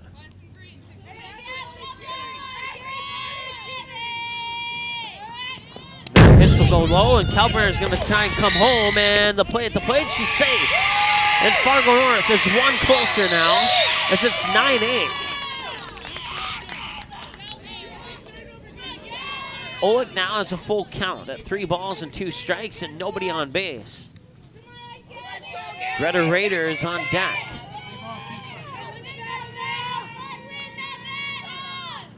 And Olick will pop that one up, and it will go into the direction of Kennedy Harris, and she'll make the grab, and that's 2 away.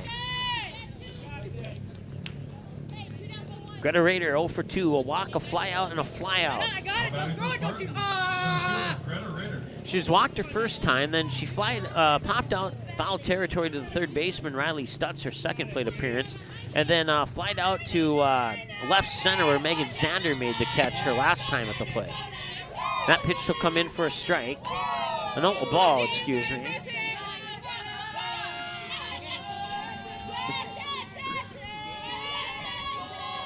And that is a strike. That would have been a ball, we think. 1-1. Next pitch here is pitch 100 for Lake and Darris. And the windup in the delivery. And pitch 100 is going to be popped up, and nice grab there by Lauren Gangle. And that one in the inning. So on 100 pitches, 55 strikes and 45 balls, 1 hour, 27 minutes, time of the game. We head to the top of the 7th. Fargo North gets 2 back, but they still trail 9-8. And now they'll have to play some good defense here in the top half of the 7th against the Mandan Braves to see if they can squeak out a win in the bottom of the 7th. We'll see what happens when we come back after this on the ND Sports Channel. Looking for future leaders we can believe in? Look no further than the high school student athletes right here in North Dakota. High school sports teach young people how to be effective leaders. It includes learning to listen, accepting responsibility, being a good role model, and it's about respect. The result, it transcends sports. It gives us hope for the future. This message presented by the North Dakota High School Activities Association and the North Dakota Interscholastic Athletic Administrators Association. What do basketball, choir, drama club, and marching band all have in common? They're all high school activities that offer learning opportunities not necessarily found in the classroom. They take up just a fraction of a typical North Dakota high school's budget, and they go a long way to giving young people the tools they need to thrive. High school activities, they're more than extracurricular. They're extra important, too. This message presented by the North Dakota High School Activities Association and the North Dakota Interscholastic Athletic Administrators Association.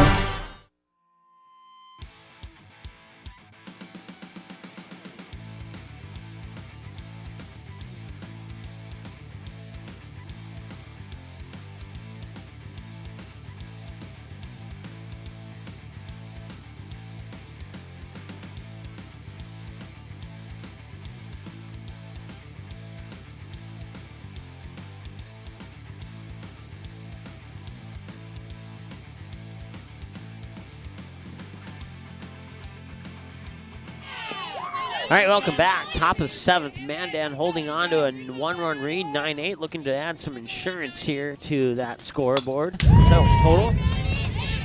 Game 2 is now final, and Bismarck Century bounces back after losing 11-8 to Minot in Game 1. They pick up a 13-4 win over Minot in Game 2, so Minot and Bismarck split that softball doubleheader.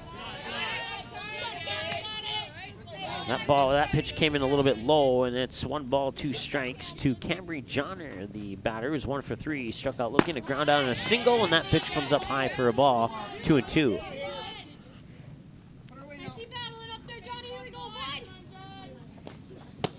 Swing and a miss, and Johnner was down on a strikeout swinging.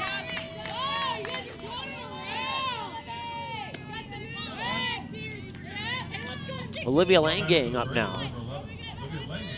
2 for 3. Fly out to the third baseman, Ava Kalbrenner, and then a single to shallow right center, and then a bunt single on her last trip to the plate. Olivia Langang, a sophomore for the Mandan Braves. And she'll face pitch 19 from Gabby Olick, and that comes up high for a ball. 1-0. Starting to get a little bit cool now here. We've dropped down to 60 degrees. We're still, it says we're under a sunny sky. Kalbrenner will scoop up that, fire it over to Caitlin Arman for the 5-3 ground out, and that's out number 2, excuse me.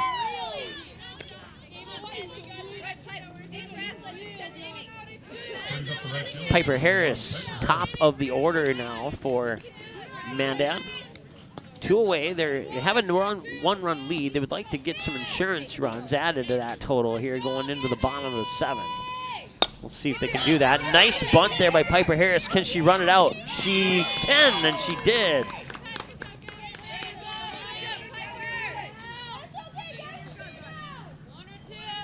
So bunt single for Piper Harris, and now Kennedy Harris. A walk, a fly out, and a single to deep left center.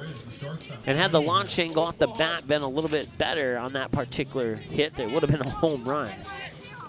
That one just was right where the yellow padding at the top of the outfield fence is. It dropped just below that yellow padding. Pass ball will allow Piper Harris to get up to second.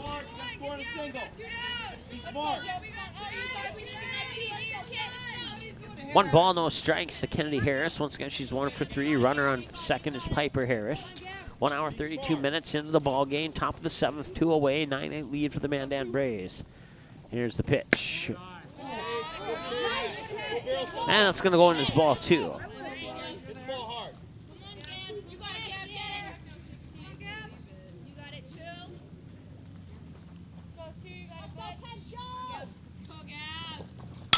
That one's going to be popped up. Left field, and it'll drift fouling out of play. Nobody will make a play on that one, and we'll come back and do that pitch over again, this time with a strike instead of no strikes, and 2-1 the count to Kennedy Harris. Once again, runner on second is Piper Harris. Gabby Olick, the pitcher, will throw pitch 25 right now. And pitch 25 is fouled away over the Spartan dugout.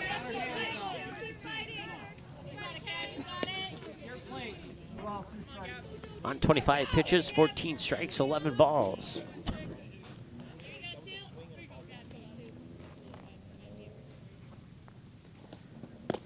And that one will come down low. Harris is going to try for third. Did she get there? She did.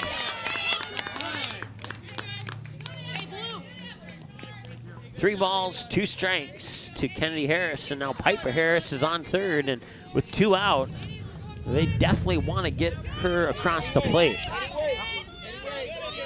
And now Alexa Hamry will take a short jog up to Gabby Olick to have a quick discussion here. As the umpire brushes the sand off home plate. Once again, 2 away, 3 balls, 2 strikes, 9-8 lead with Piper Harris, the runner on third for the Mandan Braves, looking to come across the plate to make it 10-8. 1 hour, 34 minutes, time of the game so far. Olick with 26 pitches, 14 balls, and 12 strikes. Sydney Gustafson is on deck, and she has hit a couple of home runs in these 2 games here.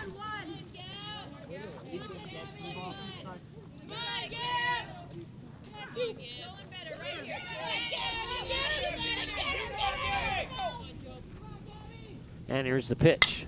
Swung on, fouled away. It'll remain 3-2. Pitch number 7 coming up between Olick and Harris here.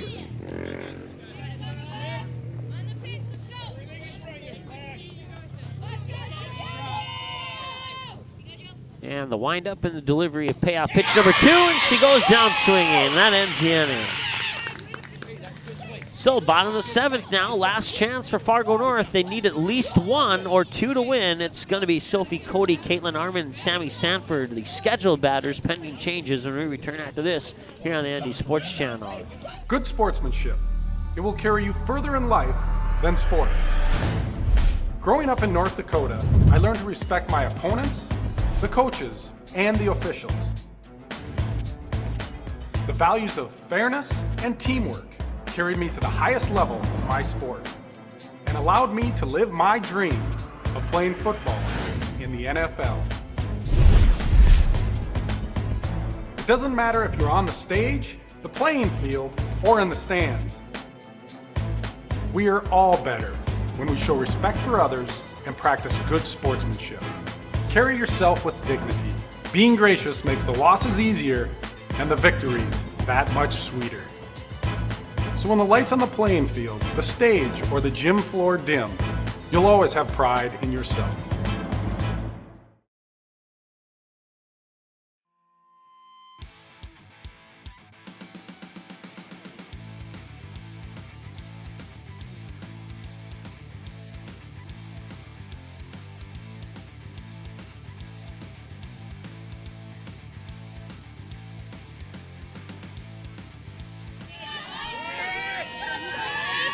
All right, Alex Agee will come in for Sophie Cody.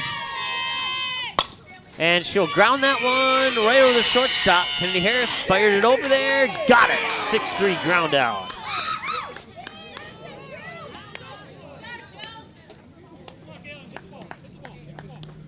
All right, so Caitlin Arman will step up now. 1 for 2. Had an RBI triple to deep right her first time at the plate. Since then, a walk and a line drive out to Kennedy Harris, the shortstop, her last time at the plate. Lake and Darris day comes to an end of 99 pitches, and now it's, I forgot the name. Let me look it up on the roster here. Andy Borchers pitching now.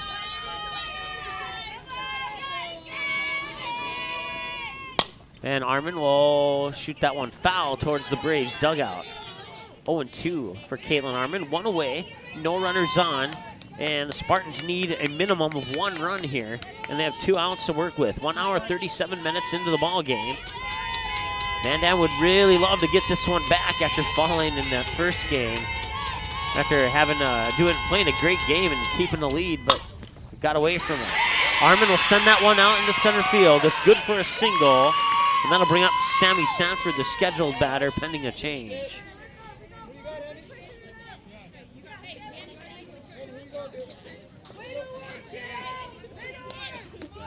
It appears that we will indeed have a change. It's going to be Sam Martin. Now batting for the Spartans, number 14, Sammy Martin. Sam Martin came in last time, and then she singled out into left center, and then Sammy Sanford came in as the courtesy runner. Here's the pitch. Martin will ground that one down the third baseline. It's scooped up, fired to first. Not in time. It is in time. That was really, really, really close. But they say they got her, and that's good for a 5-3 ground out. Caitlin Arman moves up to second.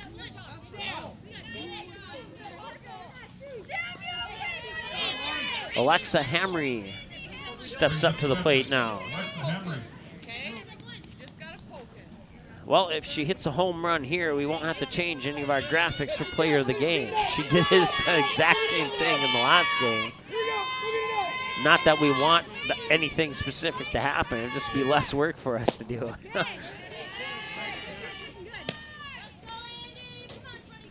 She was the hero of game 1, hitting that home run in the bottom of the 6th to give the Spartans the lead in the win when they trailed by 1, and now they trail by 1 with a runner on. Comes inside for another ball, 2-0.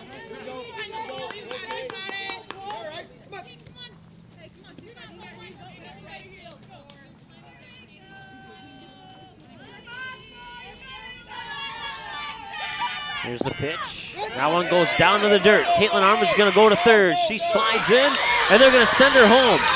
And Caitlin Arman's going to score, and the game is tied.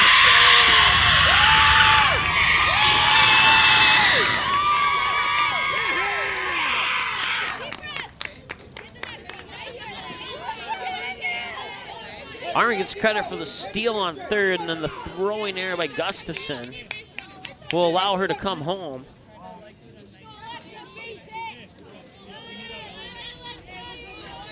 And we're knotted up at 9 with 2 away here in the bottom of the 7th. Hamry, ground out, a direct ground out to Lauren Gangle at first. That ends the inning. We're going to go to extra innings here, folks, in game number 2.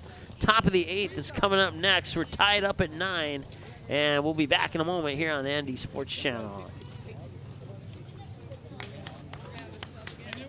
Hi, this is Mike Mason with the ND Sports Channel. I started doing sports play-by-play on the radio in January 2016. I can't tell you how many big plays were missed because the station was still on a commercial break.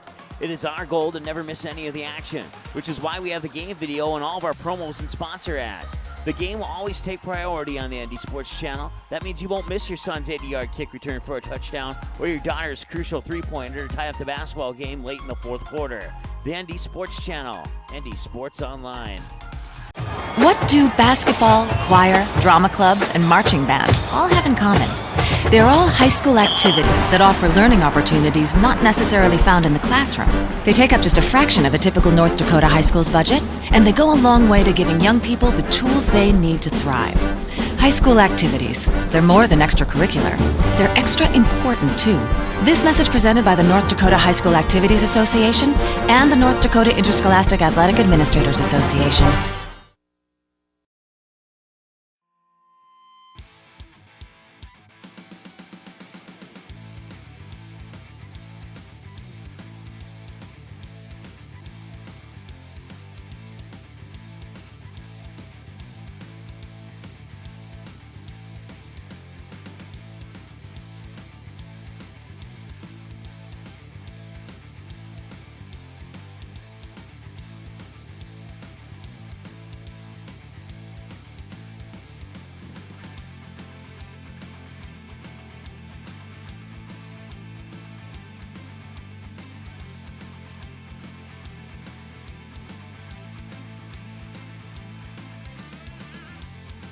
Off the top of the 8th inning for Mandan. Catcher number 15, Sydney Gustafson. All right, Sydney Gustafson has done some damage here in this game, including a home run. And she's 2 for 3 overall. A single home run, a fly out, and reached base via a dead ball / hit by a pitch, her most recent time to the plate.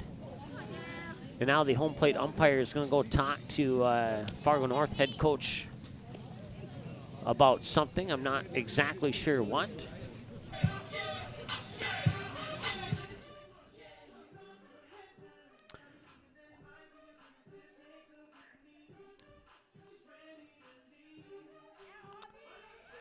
So while they discuss that, I'm not sure what the discussion is in regards to, but Mandan 9 runs on 18 hits, 3 Fargo North errors, and 8 left on base. Fargo North 9 runs on 11 hits, 4 Mandan errors, and 6 left on base.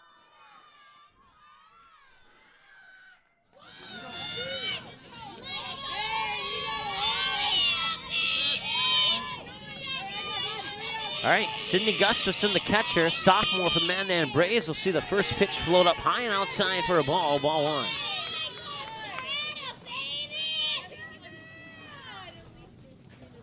And that one's hit up high, foul territory. Can they make a play on it? No, it'll go auto play, and that'll be strike 1. So 1-1 the count now to Gustafson.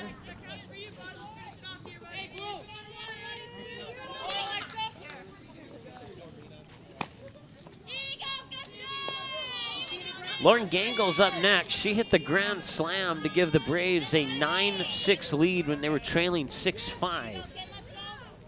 They haven't given up the lead since then until the bottom of the 7th when Fargo North tied it up. Time of the game so far, 1 hour, 44 minutes here in the top of the 8th inning. And the pitch comes inside. It caught the edge for a strike. At least I think it did. Oh, wow. I wish that totally went over the plate, folks. I saw it, and now the strike comes in. So 3 balls and a strike prior to that pitch, and now 3 balls and 2 strikes. And the 3-2 lined out into left field. It's going to be good for at least a single. She is going to put on the brakes there.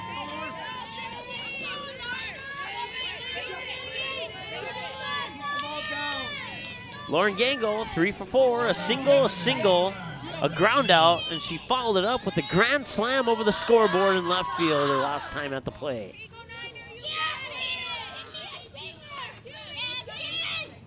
And that one's going to be fouled away to the right side of the press box over the Mandan Braves fan area for a strike.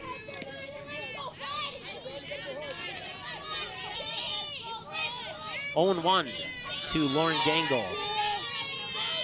Here's the windup of the pitch, and Gangle's going to hit that one up high. It's going into left center, and trying to dive for it was Greta Rader, but she could not make the catch. That will be a single. You don't charge an error to a diving outfielder.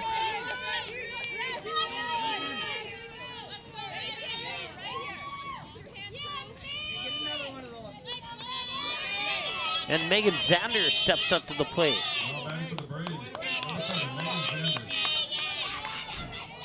For not following the Mandan Braves as much as I'd probably like to follow some of the other teams in the state, we've learned quickly over these last 2 games that every hitter for Mandan's a dangerous hitter.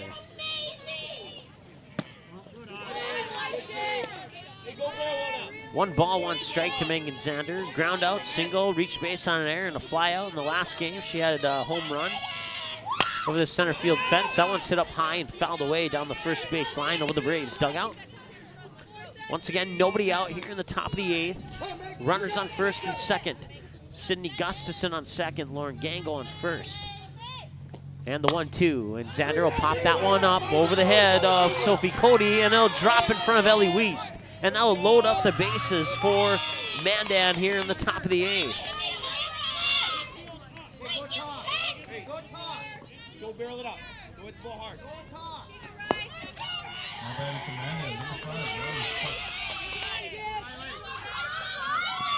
Riley Stutz, 2 for 4. Ground out, single, ground out, and a single. If the pattern continues, it would suggest that she will ground out here, but we'll see. We'll see if she can break the pattern and maybe get a single. It would be an RBI single if she did.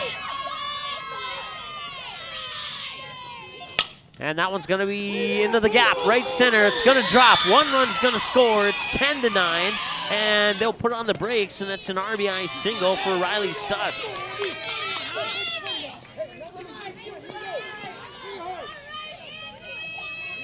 Bases remain loaded as Gangle advances to third, Zander to second, and Stutz up to first for Lake and Darris. Nope, check that. Andy Borches will come in. She's 4 for 4 with 4 singles in this game. That pitch comes up a little bit high for a ball. 2 singles to left field, 2 singles to right field. Nothing to center. 1 ball, no strikes. Braves have a 1-run lead, and that one's going to be popped up, and getting under it is Gabby Olick as well as Hamry, and 2 run into each other.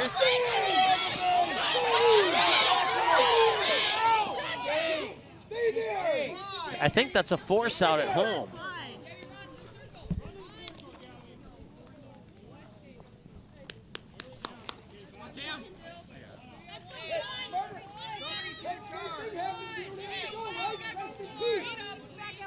Now batting for Mandan, number 24, Cameron John.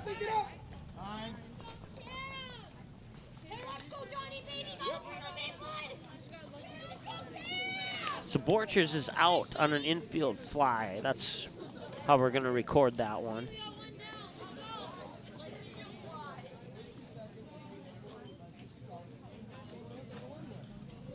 Runners stay on their original bases. We have a conference in the circle here for the Spartans now. Top of the 8th, nobody out, and Mandan has a 1-run lead. It's 10-9 here in favor of the Braves. They lost the first game. Now they're looking to flip the tables on the Spartans and take home a W here in game number 2. So once again, reset here. Lauren Gangle, the runner on third. Megan Zander, the runner on second. Riley Stutz, the runner on first. And Cambry Johnner, 1 for 4. Struck out looking, a ground out, a single, and a strikeout swinging her last time at the plate. And now she takes the first pitch for a ball. 1-0. And that will hit, I think that hit her, did it? Where that? We get a run. Let's go, G4. It did not. Sure looked like, I mean, I'm standing right behind her, and it sure looked like the ball hit her, but maybe it didn't. Maybe it hit her off a bounce. 2-0 as a result. Hey, anticipate, Lauren. Let's score on this one. And the windup in the delivery, the 2-0, down low into the dirt, ball 3. That's going to score. Lauren Gangle maybe from third. Safe. Alexa Hamry gets up, and I don't think she agrees with that call. She looks a little disappointed in that call, and but it's going to be 11-9 now in favor of Mandan.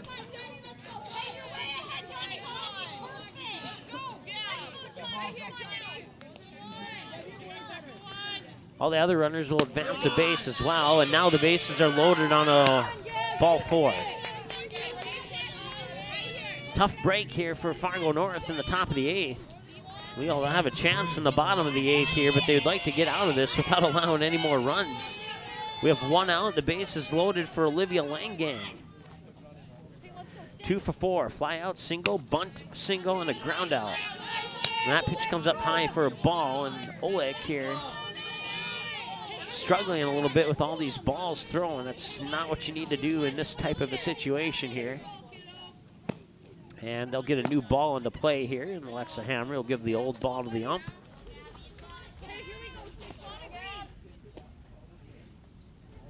It says 10-10 on our scoreboard there. It's actually 11-9. That was my bad. I hit the wrong button apparently on the last run, so we'll adjust that accordingly. Fired down to third, and the throw to home is not in time, and now it's 12-9. And the bases remain loaded.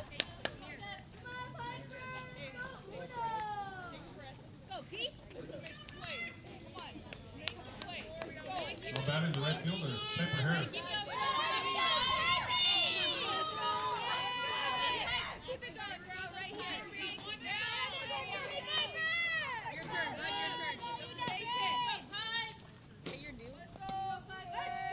Riley Stutt on third. Camry Johnner on second. Olivia Langang on first. The batter is Piper Harris, 2 for 4. Fouls the first one away for a strike. First plate appearance, she was walked. Then she grounded out on a 6-3. Then a single, an infield single, and then a fly out to the to foul territory here where Alexa Hamry made the catch, and then a bunt single on her most recent trip. And that one comes inside, and it's 1 ball, 1 strike as a result of a fouled away pitch and a ball. 51 pitches, 28 strikes, 23 balls for Gabby Olick, who took over for Kaylee McCleary a couple of innings ago. That pitch comes up a little bit high, floats up above the strike zone, ball 2, 2-1. 1 away and bases loaded. Riley Stutz on third, Camry Johnner on second, and Olivia Langang on first. And here's the pitch, swing and a miss, strike 2. That'll even up the count at 2 balls, 2 strikes. 1 hour, 53 minutes time of the game. The longest game Fargo North has played was 2 hours and 20 minutes, but if you take away the delay and the move to a different field, it might have been a little bit shorter than that. 2-2 is swung on, popped up, shallow right field, drifting back. Sophie Cody can't make the grab. It will fall, and Stutz scores from third, and all the other runners advance a base. Piper Harris will go on to first via an error. Let's go, Ken. All the runners will advance on that same error, and that brings up Kennedy Harris. Camry Johnner on third, Olivia Langang, the runner on second, Piper Harris, the runner on first. Kennedy Harris, 1 for 4. A walk, a flyout, a single, and a strikeout swinging in that order on her plate appearances in this game so far. The single was a deep shot to left center that came just shy of being a home run. That one's going to be popped up directly over the press box here for a strike. 1-1. 1 ball, 1 strike, 1 out, bases loaded. 13-9 in favor of Mandan. Looking to add more.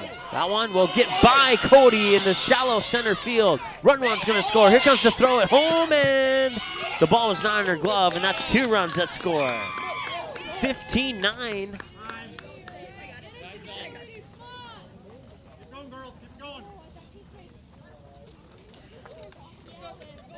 So now you have runners on second and third, and the head coach is going to come out and have a talk with her team here. And we'll take a break here and let the music play.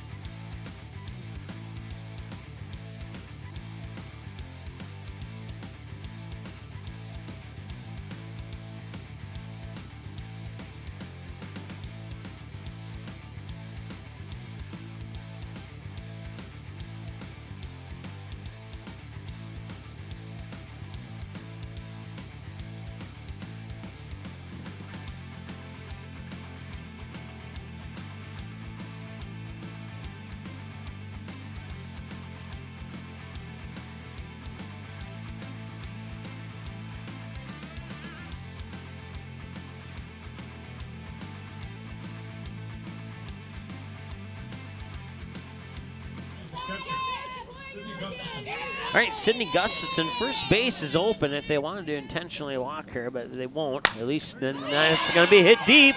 Right field, going back, and it's going to roll all the way to the fence. One run's going to score.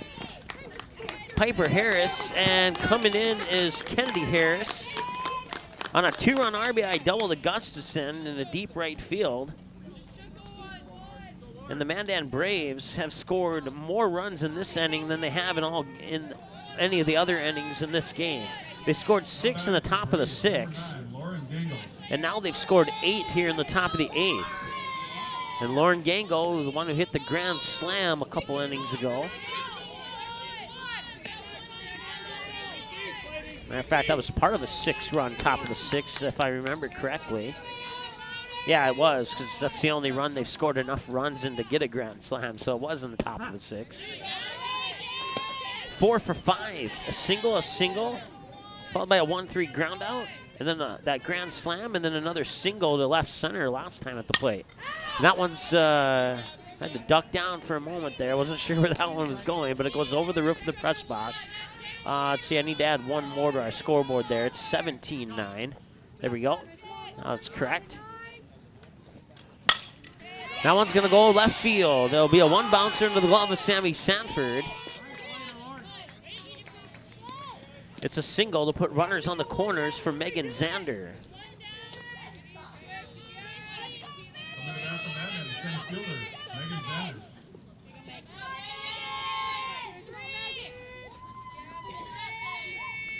Zander 2 for 5. Ground out, single, reach base on an error, a fly out, and a single in that order on her plate appearances so far in this game. 2 minutes shy of the 2-hour mark of the ball game. 1 out here in the top of the 8th. And Mandan has exploded with a huge 8th inning. Top of the 8th inning here.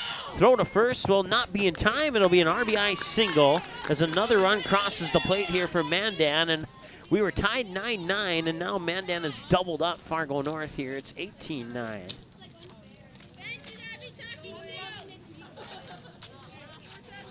batting for the Braves, number 5, Riley Stutz.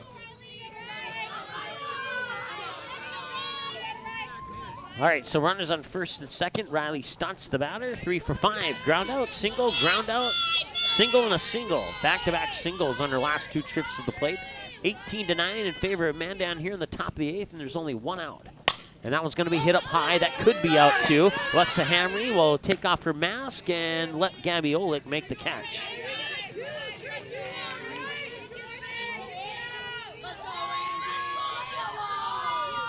Runners will hold on their original bases. Andy Borchers, 4 for 5. Single, single, single, single, and another single. That'll be an RBI single, if not an RBI double. That's 19-9 now as Lauren Gangle scores from second, advancing Megan Zander up to third. And Andy Borchers is 5 for 6. Single, single, single, single. Infield fly rule was called on her last time, which is the only out. And then she singles again out into right field here. scoring the run. And now you have runners on first and second, and Cambry Johnner is the batter. Check that. Runners on the corners, excuse me. Megan Zander on third, Andy Borchers on first. Here's the pitch and signed for a ball. Once again, Cambry Johnner is 1 for 4. Struck out looking, a ground out, a single, strikeout swinging, and she was walked her last time at the plate. 10-run lead here for the Braves, and that one a line drive, and Sophie Ochoa will grab the third out of the inning, and nightmare inning here for Fargo North as they allow too many runs to cross the plate. We'll see if they can battle their way back into this one here. 10 runs on 9 hits. Through 7.5 innings, Mandan 19 runs on 28 hits, 4 Fargo North errors, and 10 left on base.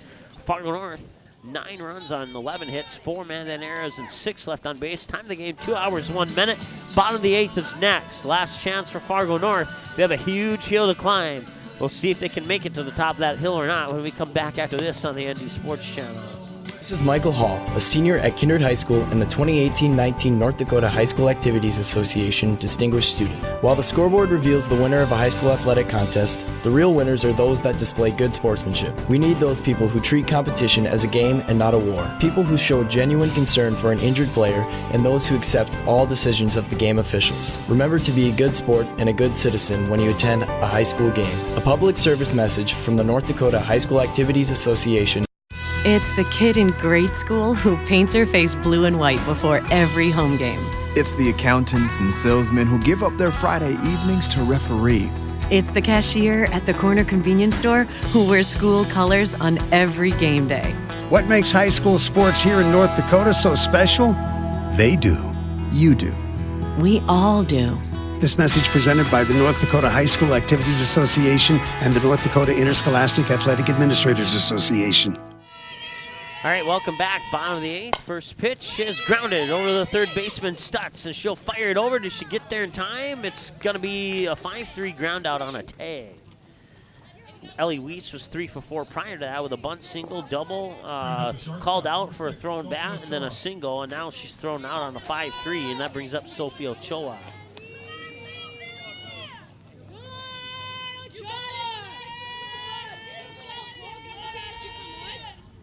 Ochoa's 0 for 3. A fly out, a walk, a fly out, and a fly out. All of them have been right on the edge of the infield and outfield with the exception of the pop out to the pitcher on her third trip to the plate. Check that, her fourth. And that's going to be a 1-3 ground out, and that's 2 away. And all of a sudden, that hill that they had to climb has become a mountain. And they have 2 out with Ava Kalbrenner, who's 3 for 3. A single, a walk, and a double. The double went to deep left center, and that was in the bottom of the 7th.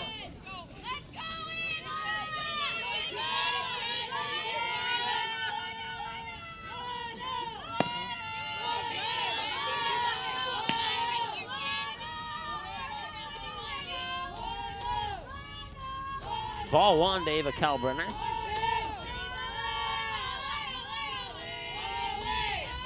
And Kalbrenner will rip that one over in the direction of Kennedy Harris. She'll fire it across, and the Mandan Braves win.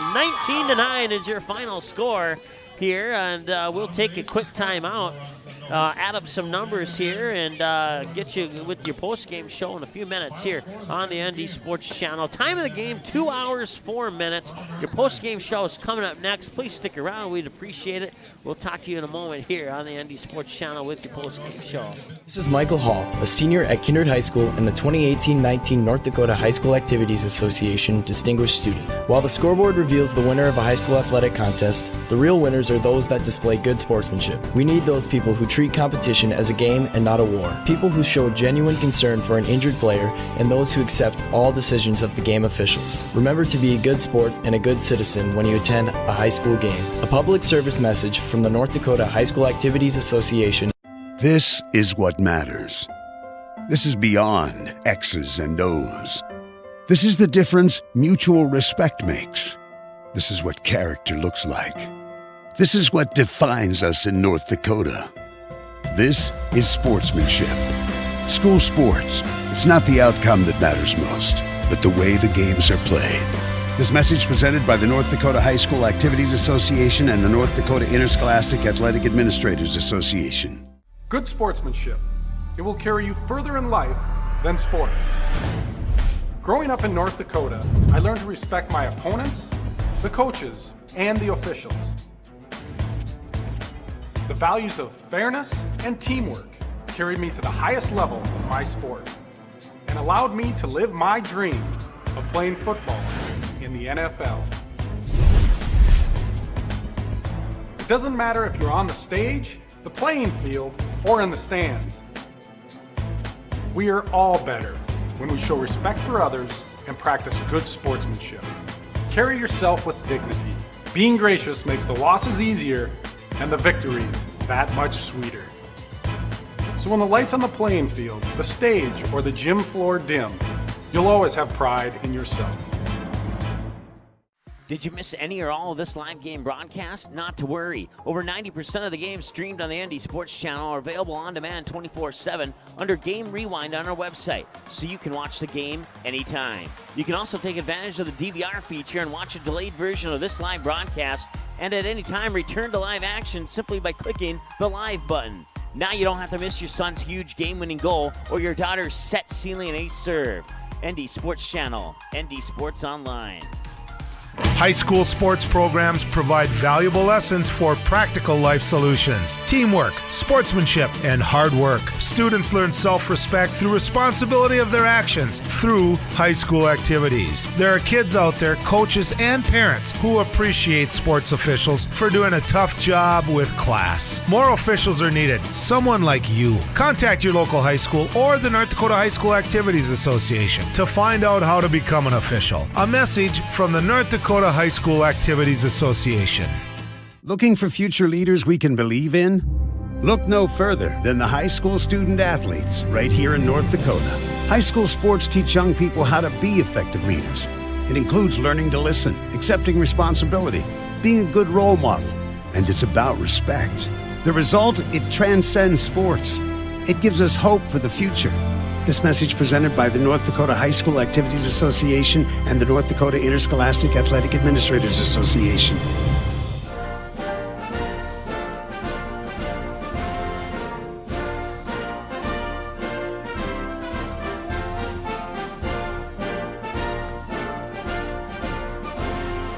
Just a reminder, kids who participate in high school activities tend to go a little farther than those who don't.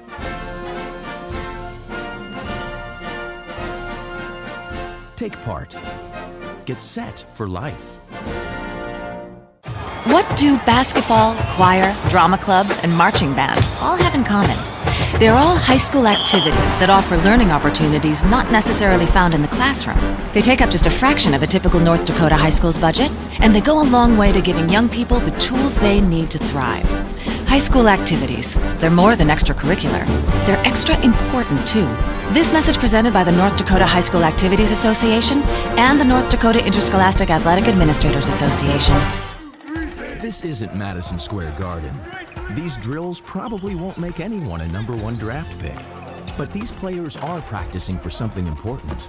While they work on their jump shots, they're also learning teamwork, discipline, self-confidence, how to deal with wins and losses.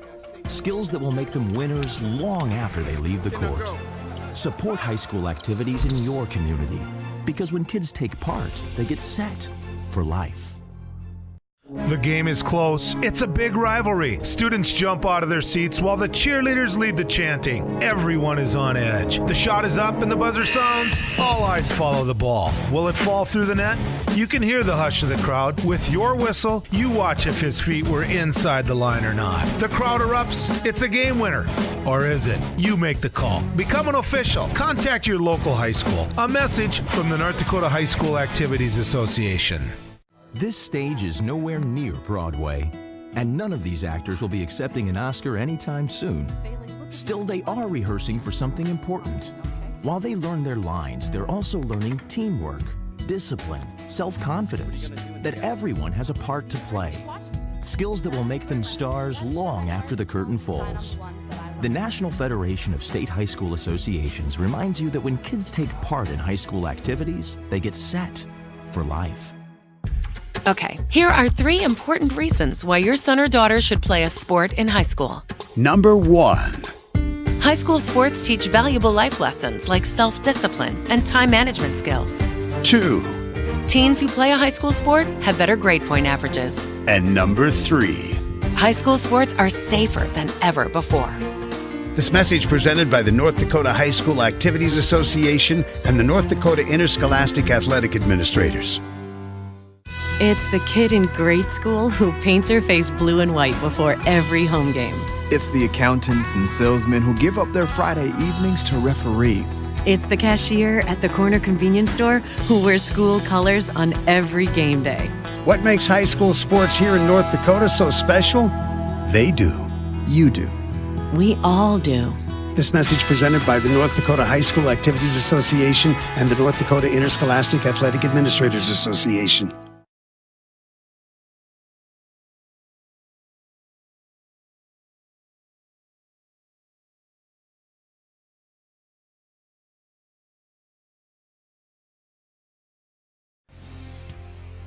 All right, welcome back here as the Mandan Braves and the Fargo North Spartans split the doubleheader as the Fargo North Spartans will win 5-4 in Game 1, and then the Mandan Braves win by the score 19-9 with a 10-run top of the 8th inning, and Fargo North fails to score in the bottom of the 8th. And after a really, really good game, and that could have gone either way, Mandan just breaks out in the top of the 8th with all sorts of hits and singles, and we'll go over that here in a little bit. Game 1, quick recap here. We won't go over the complete stats for Game 1, but your scoring summary for Game 1, it was no score at the end of 1. Mandan got on the board with a solo shot from Megan Zander over the center field fence to make it 1-0 in the top of the second. Fargo North would not score in the bottom of the second. Both teams would score 2 in the third, and neither team would score in the fourth. And we'd head to the 5th inning with Mandan leading 3-2 over Fargo North. Mandan would tack on one more to make it 4-2. Fargo North would respond to make it 4-3, heading into the 6th inning where Mandan would not score in the top half of the 6th. Fargo North would get a 2-run homer from Alexa Hamry in the bottom of the 6th to take a 5-4 lead. Mandan would not score in the top of the 7th. Fargo North didn't have to play the bottom of the 7th, and Fargo North would win Game 1 5-4. Fargo North in Game 1, 5 runs on 12 hits, 1 Mandan error, and 5 left on base. Mandan in Game 1, 4 runs on 6 hits, and no Fargo North errors, and 3 left on base. In Game number 2, it was scoreless after 1.5. And it would be 0-0 going into the bottom of the second, and Fargo North would get 4 runs on the board to make it 4-0. Mandan would respond, getting 2 of those 4 runs back in the top of the 3rd, and 1 more run in the top of the 4th, and we would head to the 5th inning with a score of Fargo North 4 and Mandan 3. Mandan would not score in the top of the 5th. Fargo North would score 2 in the bottom of the 5th, and at that point it was 6-3 in favor of the Fargo North Spartans until the Braves came out on the top of the 6th and got 6 runs, including a grand slam from Lauren Gangle, and that would give the Mandan Braves the lead at 9-6. Fargo North would get 2 of those runs back in the bottom of the 6th, and it would be 9-8 heading into the 7th inning. Mandan would not score in the top of the 7th, and Fargo North, on a throwing error towards 3rd, would allow Caitlin Armand to score to tie up the game at 9-9, and we would go to the extra innings. The Mandan Braves just let the bats go in the top of the 8th, scoring a total of 10 runs and bringing us to our final score of 19-9 as they'd hold the Spartans scoreless in the bottom of the 8th. Mandan 10 runs on 19 hits. Check that. Let's start over. Mandan 19 runs on 28 hits and 4 Fargo North errors, and they left 10 on base in that game. In game number 2, Fargo North 9 runs on 11 hits and 4 Mandan errors, and they left 6 on base in game number 2. Let's see here. Hit the wrong button, apparently. There we go. Batting stats for Mandan in game number 2. Piper Harris, 5 at-bats on 6 plate appearances, 1 run, 2 hits, and 1 bunt for a single, and a batting average of .400, was walked once. Kennedy Harris, 6 plate appearances, 5 at-bats. 2 runs, 2 hits for a single and a double, and 4 RBIs, batted .400. Sydney Gustafson, 6 plate appearances, 5 at-bats.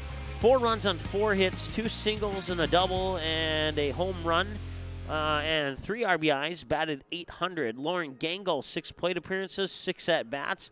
4 runs, 5 hits, 4 singles and the grand slam for 4 RBIs and batted .833. Megan Zander, 6 plate appearances, 6 at-bats, 1 run, 3 hits for 3 singles, 2 RBIs, batted .500. Riley Stutz, 6 plate appearances, 6 at-bats, 1 run, 3 hits for 3 singles, and 1 RBI, batted .500. Andy Borcher, 6 plate appearances, 6 at-bats, 1 run, 5 hits for 5 singles, and 1 RBI, batted .833. Cambry Johnner, 6 plate appearances, 5 at-bats, 2 runs, 1 hit for a single, and batted .200. Olivia Langang, 5 plate appearances, 5 at-bats, 3 runs, 3 hits for a single, for a bunt and 2 singles, and 1 RBI, and batted .600. Lakin Darris, 1 did not come to the plate, and neither did anybody else on the team. Team totals batting for the Mandan Braves in Game 2. 53 plate appearances, 49 at-bats, 19 runs on 28 hits, including 2 bunts, 22 singles, 2 doubles, and 2 home runs, one of them being a grand slam, 16 RBIs, and as a team batted .571. 3 batters were walked, 3 struck out, 1 looking, 2 swinging. 1 batter was hit by a pitch, 1 stolen base on 2 attempts, and on-base percentage for the team was .604. Pitching for the Mandan Braves, Lakin Darris started things off, pitched 6 1/3 innings, faced 33 batters, threw 45 balls and 56 strikes on 101 pitches, allowed 8 runs, and struck out none. Allowed 10 hits and walked 5 batters. And then Andy Borchers would come in. She would pitch 1 2/3 innings, face 6 batters, 3 balls, 8 strikes, 11 pitches, allowed 1 run, and 1 hit. And that wraps up your pitching stats. Totals for the 2 pitchers combined through 8 innings of play. 39 batters faced, 48 balls, 64 strikes on 112 pitches, 9 runs, and let's see here, 11 hits, 5 batters walked, and that wraps up your team totals for Mandan. For Fargo North, batting, Ellie Wiest, 5 plate appearances, 5 at-bats, 2 runs, 3 hits for a bunt, a single, and a double, and an RBI, batted .600. Sophie Ochoa, 5 plate appearances, 4 at-bats, and went 0 for 4. Was walked once. Ava Kalbrenner, 5 plate appearances, 4 at-bats, 2 runs, 3 hits for 2 singles and a double, and 2 RBIs, and batted .750 and was walked once. Kaylee McCleary, 3 plate appearances, 3 at-bats, 1 hit for a single, and batted .333. Greta Rader, 4 plate appearances, 3 at-bats, scored 1 run, otherwise 0 for 3 and was walked once. Sophie Cody, 3 plate appearances, 2 at-bats, 0 for 3 and was walked once. Caitlin Arman, 4 plate appearances, 3 at-bats, 2 runs, 2 hits for a single and a triple, and that triple was accounted for the 1 RBI that she had. She was also walked once and batted .667. Sammy Sanford, 2 plate appearances, 1 at-bat, 0 for 2, had checked out. I think I read the line wrong there. 2 plate appearances, 1 at-bat, and had 1 hit that drove in an RBI. And Alexa Hamry, we'll move on from that one because I'm not sure. That must be some sort of error there. Anyways, moving on. Alexa Hamry, 4 plate appearances, 4 at-bats, 1 run, 1 hit for a double and batted .250. Alex Agee, 1 plate appearance, 1 at-bat, and went 0 for 1.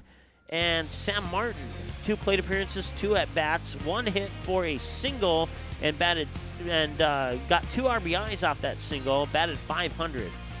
And then Gabby Olick came in, 1 plate appearance, 1 at-bat, 1 run, and otherwise she was 0 for 1. Team totals, 39 plate appearances, 33 at-bats, 9 runs on 11 hits for 1 bunt, 6 singles, 3 doubles, and 1 triple, and 7 RBIs as a team batted .333. 5 batters were walked, 2 sacrifice bunts. No, check that. 2 stolen bases. I read the stat line wrong there. 2 stolen bases on 2 attempts, and 1 sacrifice bunt.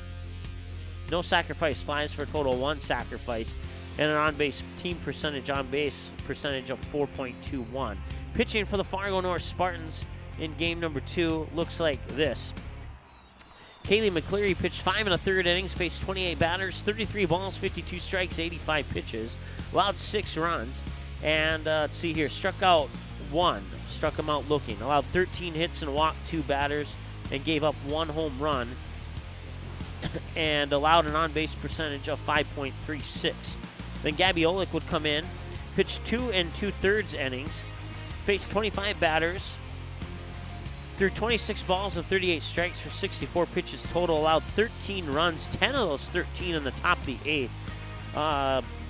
Let's see here, struck out 2, both of them swinging, allowed 15 hits, and walked 1 batter and hit one batter, and allowed 1 home run, which was the grand slam to Lauren Gangle. 2 pitches combined for a total of 8 innings of play. They'd face 53 batters, throw 59 balls and 90 strikes on 149 pitches, allowed 19 runs, and struck out 3, 1 looking, 2 swinging, allowed 28 hits, walked 3 batters, and hit 1 batter and allowed 2 home runs, 1 each per pitcher, and a team on-base percentage of .604. That wraps up your game recap here. Let's take a look at these 2 teams now with the completion of the doubleheader here. Mandan improves to 3-13 on the year, and they improved to 3-9 on the road. They've now scored 127 runs while allowed 201 in the 5-4 loss and the 19-9 win here in game number 2. They will see Jamestown on May 7th in their next game. For Fargo North, they fall to 500 at 7-7 on the season, 2-3 at home. And they've now scored 100 runs and allowed 99, so they've outscored their opponents by 1 run so far. Their next game will be in Bismarck tomorrow against the Bismarck Demons, and then they'll follow that one up with a matchup with the Legacy Sabres at 2 o'clock approximately. And then they'll have the Valley City Highlanders in Valley City on May 7th and Fargo South on May 13th. Grand Forks, Red River, Grand Forks Central, and West Fargo to wrap up the regular season on the upcoming schedule there for the Fargo North Spartans. And for the Mandan Braves, well, as I said a moment ago, they have Jamestown in a doubleheader next on May 7th, followed by Turtle Mountain in a home doubleheader, and then a home doubleheader against the Legacy Sabres, and then they'll wrap up the regular season on the road against the Bismarck Demons in a doubleheader on May 14th. Coming up next, we'll look at we'll not look at the Eagles schedule, we'll look at the Braves schedule here, and then we'll wrap this thing up from Mickelson Park right after this on the ND Sports Channel. Paper tickets. Rookie mistake. Game Time is the fastest way to buy tickets to live events with your friends. You can buy the perfect seats in seconds, and tickets are delivered directly to your phone, so you always have them with you. Download Game Time free on the App Store, and you'll instantly see a curated list of the best upcoming events in your area. Game Time sorts through thousands of available seats on the market and presents you with only the 50 best values. One of the best things about Game Time is you can get tickets at last-minute prices even after the game starts. Download Game Time free on the App Store today. High school sports programs provide valuable lessons for practical life solutions, teamwork, sportsmanship, and hard work. Students learn self-respect through responsibility of their actions through high school activities. There are kids out there, coaches and parents, who appreciate sports officials for doing a tough job with class. More officials are needed. Someone like you. Contact your local high school or the North Dakota High School Activities Association to find out how to become an official. A message from the North Dakota High School Activities Association. Good sportsmanship. It will carry you further in life than sports. Growing up in North Dakota, I learned to respect my opponents, the coaches, and the officials. The values of fairness and teamwork carried me to the highest level of my sport. and allowed me to live my dream of playing football in the NFL. It doesn't matter if you're on the stage, the playing field, or in the stands. This message presented by the North Dakota High School Activities Association and the North Dakota Interscholastic Athletic Administrators. This stage is nowhere near Broadway, and none of these actors will be accepting an Oscar anytime soon. Still, they are rehearsing for something important. While they learn their lines, they're also learning teamwork, discipline, self-confidence, that everyone has a part to play. Skills that will make them stars long after the curtain falls. The National Federation of State High School Associations reminds you that when kids take part in high school activities, they get set for life. All right, welcome back.